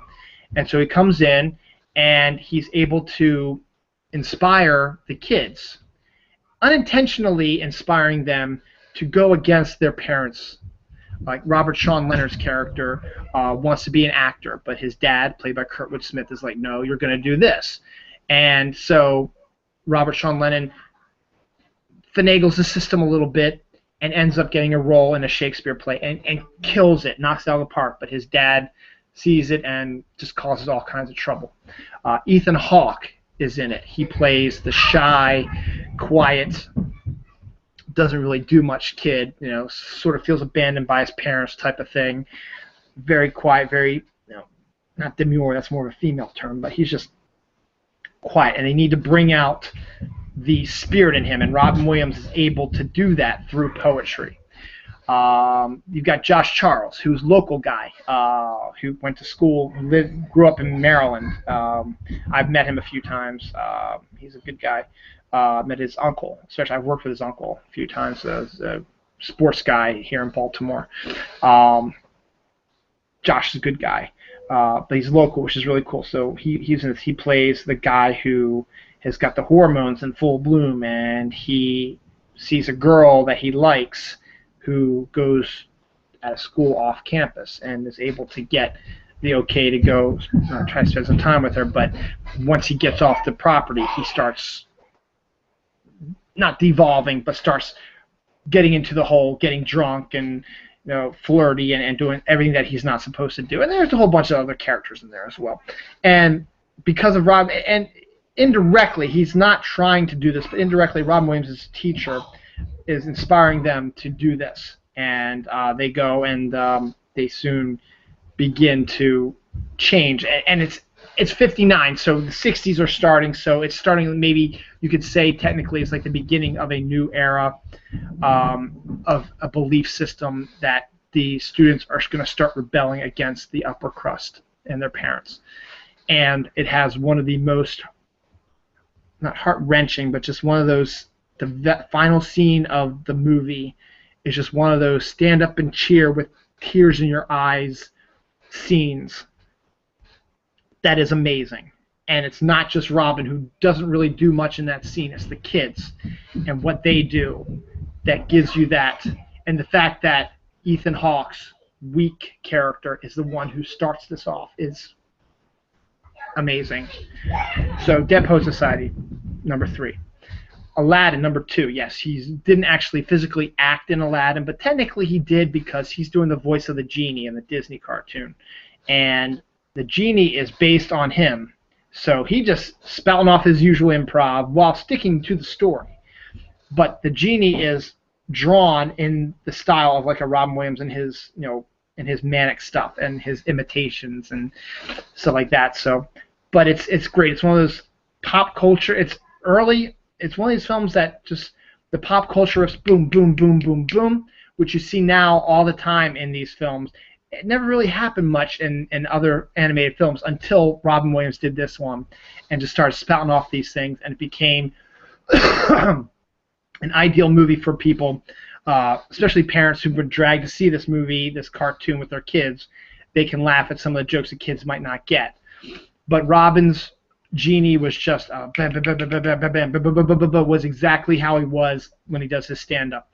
But at the same time, he's got that little bit of a sad soul because he's a genie who, after the 3 wishes are up, he's going to go back into his lamp for another 1,000 years and be by himself again. So, though he's not physically acting in it, without Robin Williams, the role of genie, it would not have made that movie as much fun as it is. It's still a fun film, yes, but the genie is the main part of that. My favorite Robin Williams performance of all time, my number 1, is Good Morning Vietnam. I saw this at Ocean City, Maryland, in a movie theater there. And once again, one of those things where you've got his manic comedy and his drama interconnect into a film, directed by Barry Levinson, also another local guy. Basic premise of that is he plays Adrian Cronauer, who is a former Air Force guy, who is a radio DJ, and has been called in to do a radio show for Vietnam radio in Vietnam for the soldiers, stuff like that. Plays the music, reads the news that's approved by the U.S. Army. And so he goes to Vietnam, and he's not fighting, but he gets involved in the culture, meets a girl, a Vietnamese woman that he falls in love with and wants to get to know more about, meets some friends. Forrest Whitaker's character is fantastic in it, and rubs the upper crust the wrong way. Bruno Kirby's character is oily and is a big jerk, and not as bad as, I can't think of the actor's name who played the main bad guy in this, who is the commander who does not appreciate what Cronauer is doing and is trying to break him down. I wish I could remember what his name is. It's killing me.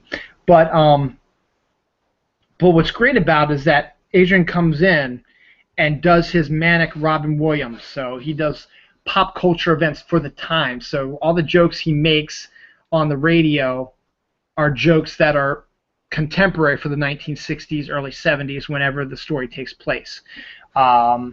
Nixon, dams breaking, so just stuff like that. It's the jokes that you would get if you were in 1960s, 1970s Vietnam, and kind of a pop culture in that way, but not contemporary, since this film was in '88, something like that.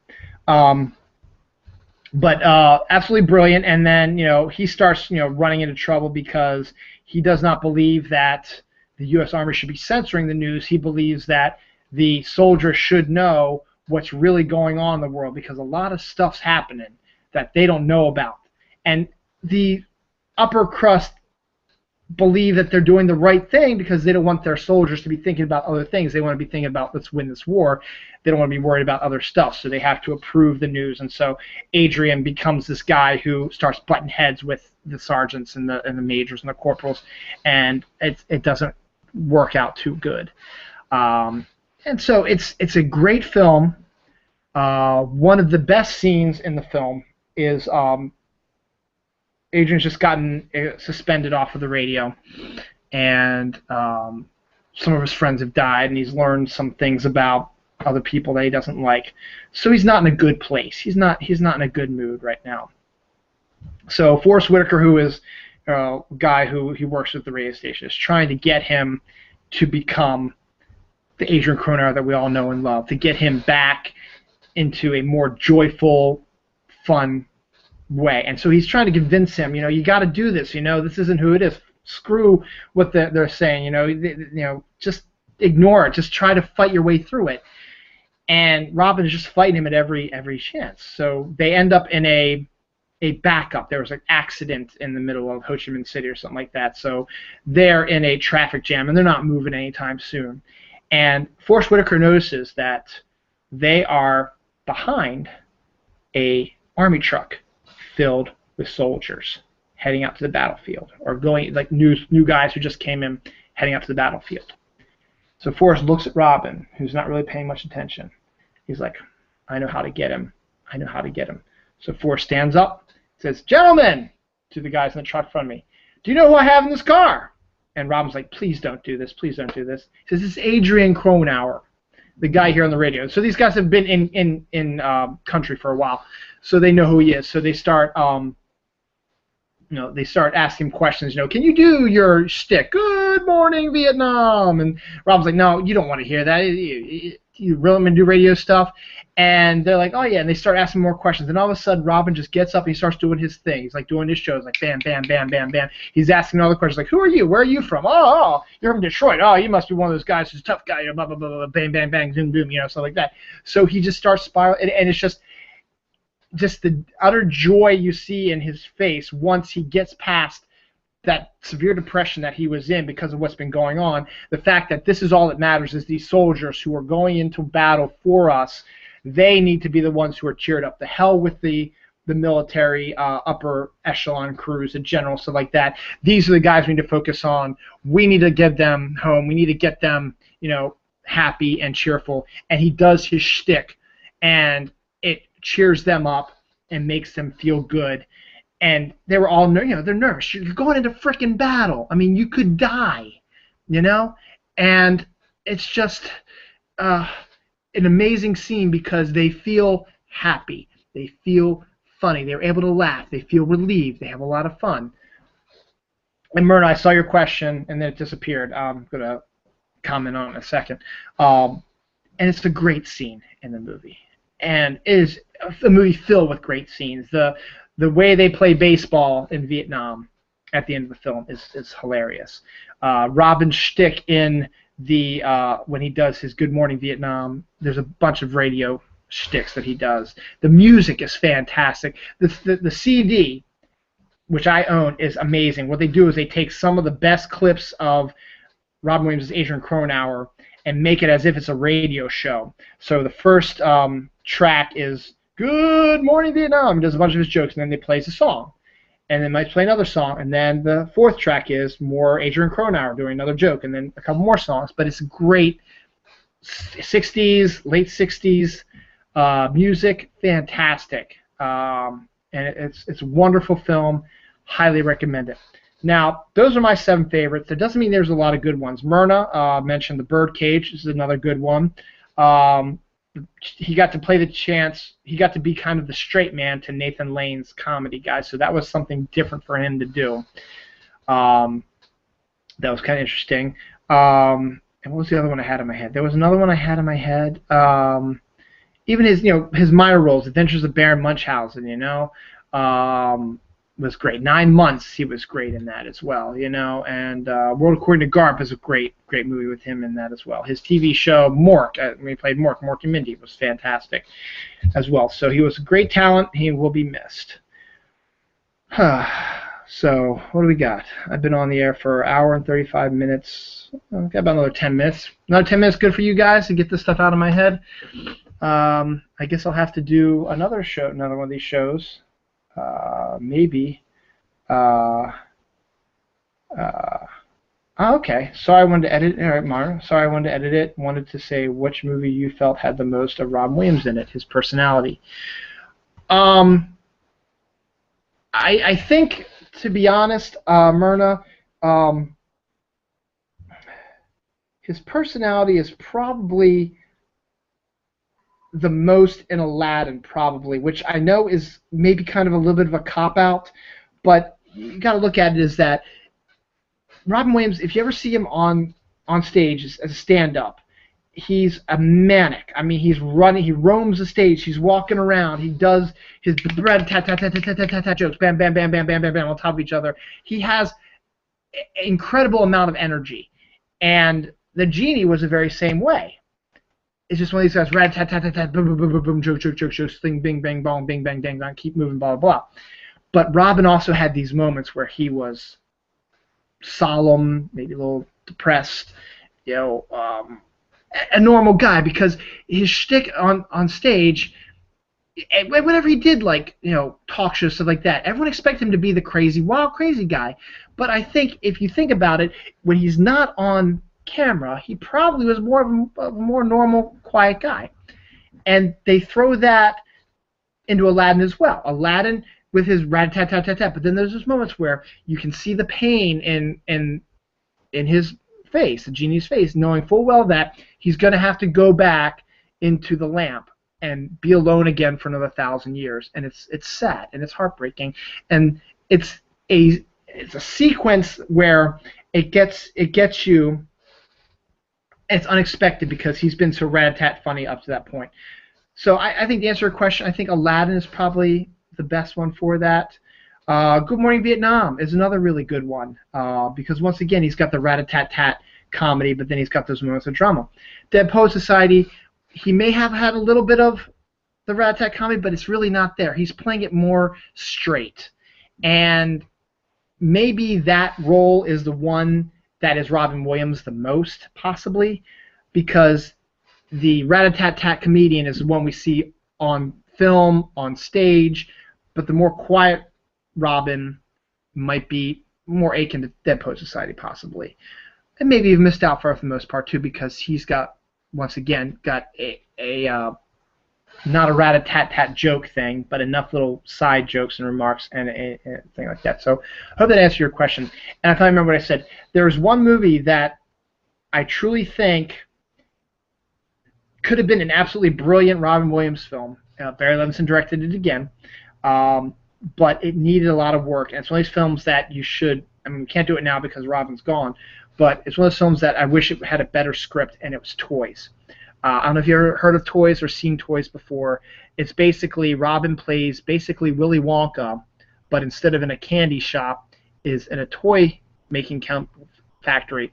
And he's not as insane as Willy Wonka is. He's more of a man-child, boy-child who just loves making toys, playing with his toys, doing his crazy toy stuff. And his dad was, a beloved character, and his dad passes away. And unfortunately, his dad's brother is a big army dude, and the dad didn't think that Robin Williams had the maturity to run the company, so he gave it to his brother, who is this evil army guy, knowing full well that he knew that something was going to happen and that Robin's character was going to have to get out of his boyhood phase and mature himself and to become a good guy. Good cast: Michael Gambon, who played Dumbledore in the later Harry Potter movies, Robin Wright Penn, Joan Cusack, Robin, of course, LL Cool J. It's an excellent cast, and unfortunately, the script it needed some tweaking. There were some some scenes in there that were unnecessary. There were some things that could have been built up a little bit more and not played with, and could have been played with a little bit more. Not that great. Yeah, that's a good point, Lara. Lara says it seems that the movies he made reflect his life just in a different order. Absolutely, it's probably a very good, astute observation as well. I'd agree with that. And it's hard to tell because I've never actually hung out with Robin without this persona, so I don't know actually how he is. I've just heard about it from interviews with his wives and his children and friends of his, stuff like that. This is just an interesting side note that you guys might not know. The night that John Belushi died, before he died, Robin Williams and Robert De Niro were partying with John Belushi. So take that as you will, because at the time Robin was going through his drug and alcohol phase as well. So he was actually there the night Belushi died. Before he died, they hung out for a while, and then they left, and then Belushi's girlfriend or writing partner or whatever came in and gave him the speedball that ended up ending his life in the end. But he had been drinking and partying with both Robin Williams and De Niro earlier in the evening. So that's just a little interesting side note. So he's gone through a lot of stuff. And stuff. Maybe I'll run this for 2 hours. You guys can handle it. 20 more minutes of me. You think you can handle it? I think you can handle it.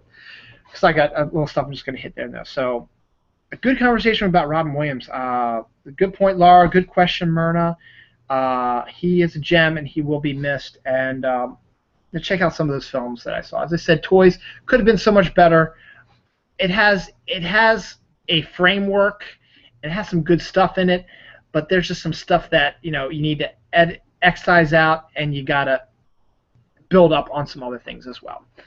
But visually stunning, though. I have to tell you that, though. And the reason why I talk about it in connection to Willy Wonka is because the toy factory he's in is very Wonka-esque. So, all right, let me just run through a few little things here as well. Let me see what I want to do. I was going to talk about some cool stuff that's been happening in my life real quick. My son just started kindergarten. Wednesday was the first day of school, but the way Baltimore County does schools, it's really weird. His first full day of kindergarten was on Friday. He loves it already. But what's the best, though, for both Dawn and I is that we no longer have to pay for daycare. And for those who don't know, daycare is insanely expensive. And I'm not making this up. Dawn and I are probably going to be saving between $800 and $1,000 a month now that we can, now that we don't have to pay for daycare. And that's something, because for the 7 years we've been doing this, we've been having some financial difficulties, and we've had to put some stuff off. My car needs to get repaired, the house needs to get repaired, and I'm not a handyman. Never been a handyman, never been a car guy. My dad never taught me how to do this stuff. He was a math teacher. He is a math teacher, and he's retired now, but he was a math teacher, and so he never taught me about cars. He never taught me about how to fix things. So I never learned anything about it, because my dad never learned, because his dad died when he was 13. And my dad's the oldest of 4 other kids. I have 4 other aunts and uncles, and my dad was the oldest, and he basically at the age of 13 had to take on the role of the father, because my grandmother, while doing a good job being a single mom by herself, needed some help, and my dad, being the oldest, was the one who jumped in there and helped out. And so he never really had the chance to learn this stuff from his dad, and so he never learned it, and so he never taught me. And that's fine. I'm okay with that. I love my dad, and he was a great father. Now, he is a great father. He's still alive. He's still alive, people. He really is. You use your verbiage correctly, Dylan. He is a great father, and he's a great grandfather to my kids. It's really cool. Every year, he buys Dawn and my sister tickets to a Redskins game, because they're Redskins fans, and then he buys tickets to Ravens games for me and him. So we have a dad and son day every dad and son day every year. We go to the Ravens game, just the 2 of us, and it's great. It's fantastic. So I can spend time with my dad, and I'm lucky. My dad lives nearby, so if I ever want to see him, he's only about 20 minutes away. I can go see him there, and they can come see us too. And now that he's retired, he's got more free time, which is great. So I never learned how to do all that stuff. So we need the money to, do repairs in the house. We need new carpeting down here in the basement. We need to do repairs in the car, stuff like that. So Dawn and I are very happy. Not only the money's nice, but we're very happy that my son and daughter are now in the same school. They can take the bus together. My daughter can watch out my son. They can play together sometimes during the school year, and he can make his own friends, and they can be together for a while, which is really cool that they're going to be able to be in the same school for a few years. And it's a great school. The school system in my area is fantastic. So yay for that. But at the same time, leaving Celebree was tough. Celebree was the daycare provider we had for 7 years, and where Dawn and I had our issues with them. All in all, they were one of the main reasons why our kids are the way our kids are now. Our kids are great. They know how to read really well. They can write pretty good. They can communicate very well. They're very good in social situations. They are learning, proper behaviors. I mean, it's not just, we do our job as parents. We teach them right from wrong. Get hard on them when they do things bad. Praise them when they do excellent work. That's what parents are supposed to do. So we do that. But being away from our kids for 8 to 10 hours a day is kind of tough, and we need somebody who can help fill those gaps when we're not there.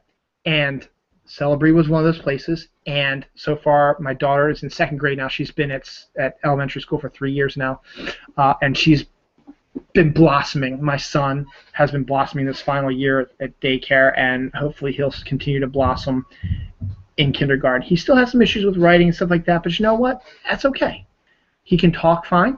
He understands things, and they're both good kids. And I just wanted to thank Celebree first and foremost for being the care provider for our kids and doing a very good job of taking good care of them and teaching them properly, and just being all in all a really good daycare. You're expensive, and I guess that's what it is. To be the best, you got to be a little expensive.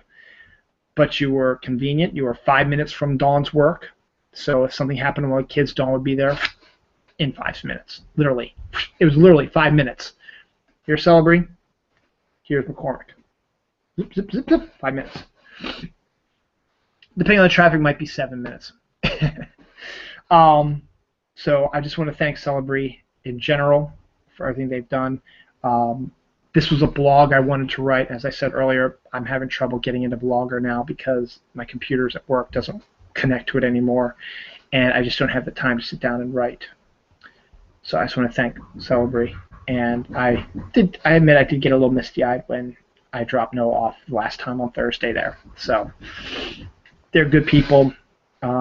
And if you have young kids and you can afford it, Celebree is an absolutely excellent daycare provider. Enough of that. I wish I could talk more about holidays. Holidays. One thing you need to know about me is holidays are my thing. My email address is holidaydill. I have an idea for a holiday store that I would love to create sometime, to manage, to own, to see what my vision would actually translate into being a successful business. I love the holidays. I love the leading up to the holidays. I love the holiday itself. I love the idea behind holidays. Would love to write a series of books about all holidays, not just Christmas, Easter, Thanksgiving, Halloween, all those. Just every holiday is fascinating in its own right. And I want to talk a whole lot about holidays, but I'm running against the clock right now, and I'll have to do that, postpone that again to another time. We're entering the holiday period, though. I mean, September, Monday is Labor Day, October's Halloween, November's Thanksgiving, December's Christmas. So we've got a bunch of holidays coming up over the next 4 or 5 months. So maybe an episode Dylan knows might be popping up about the holidays. That leads me to my other thing real quick that I want to discuss. For those who know me, you might know this already, but for those who don't, this might be something new for you guys. Fall is my absolute favorite holiday, or not holiday, season, excuse me. It's my favorite season. Of the 4, fall is my absolute favorite. It's just, I like everything about fall. I like the idea of the holidays, leading up to the holidays. I like the ideas of the temperature getting cooler because I run hot. So I hate being too hot. That's why I don't like the summer. I hate the summer because it's so freaking hot. And even when I'm in an air-conditioned building, I'm still freaking hot. And my car, which needs to get repaired due to the money we've been putting away in daycare, my air conditioning doesn't work, so I'm hot. Okay? Fall, crisp, clear, fresh air, wonderful temperature for me. Also, where I live in Reisterstown, and you're going to see this in the assistant because I'll be showing a lot of stuff. We have a lot of trees, a lot of colors, reds, oranges, yellows, beautiful, fantastic, gorgeous, just gorgeous scenery coming up. There's this one area a little bit of a ways away, which I cannot wait to film a scene for the assistant, an episode of the assistant in that area. It's gonna be a little tough because it's actually on somebody's property, but I'll see if I can do it. But it's on a farm. It's a bunch of trees and a barn, a couple of barn buildings like that, and it looks like a freaking painting when the trees are all blossoming or turning the colors, yellows and orange, stuff like that. But being in farm country, higher elevations, whatever, we've got big hills with lots of trees with the colors change, so you're going to see lots of color changes there. So that's one of the reasons why I wanted to start doing the assistant now during the fall, because the fall is my favorite time of the year. And the holidays, of course. Leading up to holidays, Halloween, Christmas, Thanksgiving, all fantastic. My daughter's birthday is in December, which still, when you hear December, you think winter, but technically it's still autumn because December doesn't start until December 21st. My daughter's birthday is December 12th. My wedding anniversary is October 4th, so I got married in the fall. And some other things that I'm not going to talk about happened in the fall before, personally, and stuff like that. I've gotten most of my jobs in the fall, not the one I'm at now. I got that in the spring, but still 7 years ago, but still the fall is my absolute favorite time of year, and I'm looking forward to apple cider, Halloween candy, pumpkins, Halloween decorations, Thanksgiving. Thanksgiving is an underrated holiday. Thanksgiving is a great holiday, and I just have I could spend, as I said, a whole episode on holidays, and I will later on, but right now, September 1st is meteorological fall, first day of meteorological fall, so summer for me ends August 31st. September 1st is meteorological fall because first day of fall is the 22nd of September, but meteorological fall is the first day of September, which is coming up on Monday. So, yay fall, autumn's coming, it is my favorite season. Anything else? I've got 8 minutes to kill. All right, I want to talk about Lego Movie. Not going to do that. Let's push that out again. Did that. Don't want to talk about that now. Did that. Not going to do that now. Did that later. I guess there's like maybe two things I want to discuss.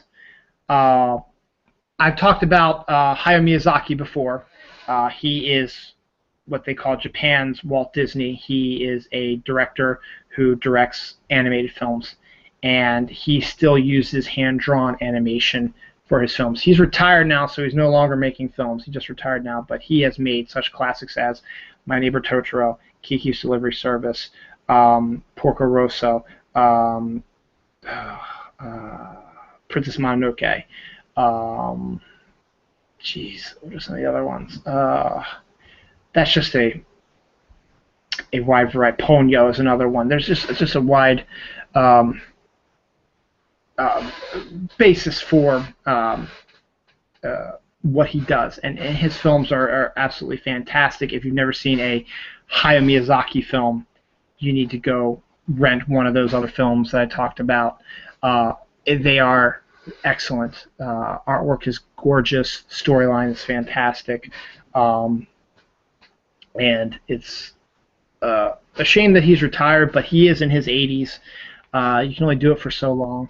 But the reason why I bring him up is because he's never won an Academy Award. He was nominated last year, an animated feature, for his last film, which is about a guy who built the planes that the kamikazes end up using to attack the United States. But it wasn't a political movie. It was just about the guy, his dream of building a plane that could work this way, and that's basically what it was. He didn't have any control of what it was used for. He just wanted to build it. Miyazaki has I wouldn't say fetish, but a love of flying, and it appears in all of his films. In some form or other, there's a giant flying machine. It's fantastic. Nausicaa is another one. Just the Howling Castle, I think, is another one. There's just one. It's blanking on right now. It's driving me absolutely crazy. But he uses a lot of spirituality, Japanese beliefs in spirits and ghosts and wood sprites and spiritual beings in his films, and makes them entertaining. Something Away. Spirited Away. That's the one I was looking for. Spirited Away. That's an excellent one to watch also. But if you want to get an early taste of Miyazaki, a lighter one, My Neighbor Totoro, Kiki's Delivery Service are two of the lighter ones that you can start off with. You get heavier when you get into like the Porco Rossos and the Nausicas and the Spirited Aways and the Princess Mononokes. But I highly recommend going to at least renting or seeing a Miyazaki film. Yes, it's an animated movie, and yes, maybe it is for kids. When you get into the Princess Mononokes, into the Spirited Aways, there's a little bit something more to it that is not just for kids. Go see his stuff. But my point was, the Oscars he's never won an Academy Award. The Oscars are giving him an honorary Oscar this year, which is amazing, and bravo to the Academy Awards for doing that. And Myrna says her fall is her absolute favorite season as well. Good. I'm glad. It's fantastic. So there's that. So one last thing before I shut down. Comic book fans. My Dylan Knows Comics will be next Sunday. I think that's the 7th. I think it's the 7th. Yeah, I think it's the 7th of September. As of now, there might be some changes depending on what's going on, but me and MJ Con are going to be on here, and we're talking comic books. Now, those people who don't know me, I'm a huge comic book fan. For those who do know me, we know this still, and don't need to keep bringing it up, but I am going to. Comic books, I love comic books. They're one of my favorite things in the world. I've got my kids involved in comics. I've gotten my wife into comics, so I'm very excited about that. But I have to tell you this, and I mentioned it earlier in the show.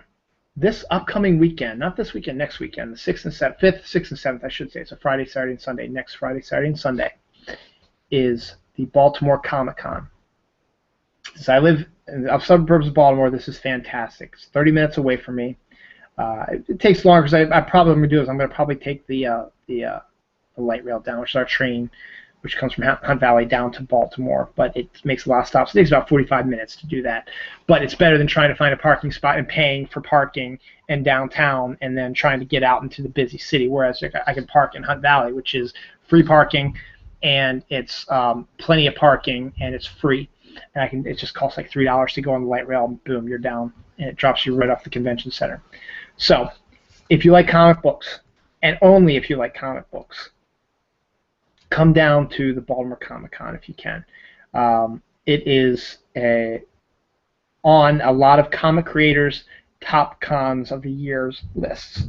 It has a huge guest list of contemporary, present, popular comic book artists and writers, editors, stuff like that. Some legends are in there as well. And they come from Baltimore. And the main reason why is because the Baltimore Comic-Con, that's all it is. It's about comics. San Diego has turned into a pop culture thing, which is fine for that. New York has turned into a pop culture thing.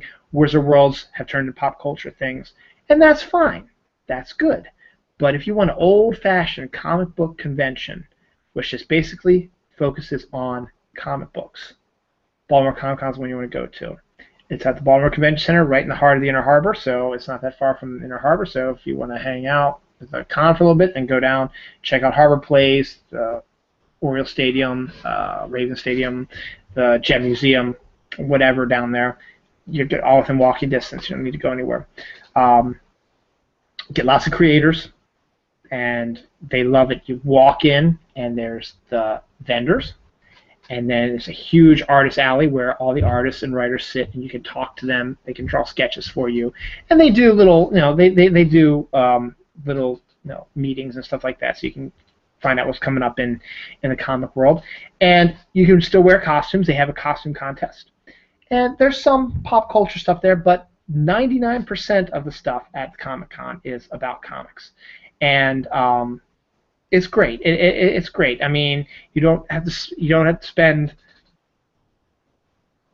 all week there. You don't have to go to all 3 shows in order to get everything. You go down one day, you'll be able to hit everything at least once. So, Baltimore Comic Con, first time. It's been 3 days. It had only been usually on Saturdays and Sundays. They're adding a Friday now, so Friday, Saturday, and Sunday. This upcoming Friday, Saturday, and Sunday, Baltimore Comic Con. I'm going to try to make my way down there, maybe on Saturday. I'm hoping to meet up with some people who I'm friends with on Twitter. Might even meet up with Nicole and Jay, who might be there too. And who knows? I might take Dawn down there. I might take my kids down there. I haven't decided yet. I don't know exactly what I'm going to do. Am I going to film an episode of The Assistant down there? Probably. So it'll be a lot of fun for that. So I'm going to film a couple episodes down there. So if you're in the area, or if you want to come to the area, come on down to the Baltimore Comic Con. If you like comic books, you won't be disappointed. It's a good show. I think I've done enough. I've got enough for another episode, but I'm not going to do it right now. As I said, I've got. I don't know. Do I even have any more Fifth Sundays? I think I got one or two more coming up this year. Maybe one more coming up this year. So we'll see what happens with that. I might do another episode of Out of My Head because actually I enjoyed that. I had good interaction with you guys. Had 5 viewers. That's the most I had, which is great. And I appreciate you all for hanging out with me. So just a few things. Monday, September 1st, the first episode of The Assistant will be dropping. I don't know if I'm going to do more than one. I might do 2 or 3, depending on what I want to do, but I'm not going to do probably any more than 2 or 3. I'm going to try to spread them out a little bit. But at least one episode of The Assistant will be out. The first episode will be out on September 1st. As I said, don't know what time it's going to be. Just follow my Twitter feed at Holodill, and you'll see plenty of notice about it. I hope you enjoy it. Let me know if you do or not. It should be a lot of fun. There's a lot of stuff coming. As I said, the end game is not until July of next year, so I don't know if I'm going to last that long. I'm going to separate into 2 seasons. Who knows? We'll see what happens. So that's on Monday. Thursday, Snark Alex Radio. 9 o'clock probably will be the start time for that. Tony, Kelly, and Mike. I don't know who's their guest is going to be, but they'll be on. So you go enjoy that, watch that. It's good. It's a good show. Baltimore Comic Con, Friday, Saturday, and Sunday, 5th, 6th, and 7th. I hope to have a comic haul sometime in there, maybe on Wednesday, maybe on Friday. We'll see. And then Sunday should be Dylan Knows, the 7th of September should be Dylan Knows Comics with MJ Khan.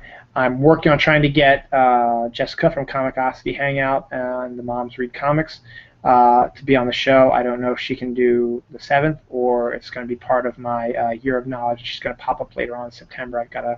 I've really got to move on that. So I think this holiday weekend I'm going to spend a lot of time trying to get my September set up. And I got a lot of stuff going on. So for everybody out there watching, this is Dylan Knows for this weekend. Enjoy yourself. Enjoy your Labor Day weekend. Please enjoy The Assistant. I hope you like it. I've got a lot of ideas and a lot of fun stuff coming, and a lot of, as I said, it's very visual. Should be a lot of visual cool stuff. It should be a lot of fun. Hopefully you'll enjoy it. Let me know as well. All right, I think I've talked enough. I had a great time today, guys, and thanks for hanging out with me on Dylan Knows. That was Out of My Head, and now I'm gone out of my head.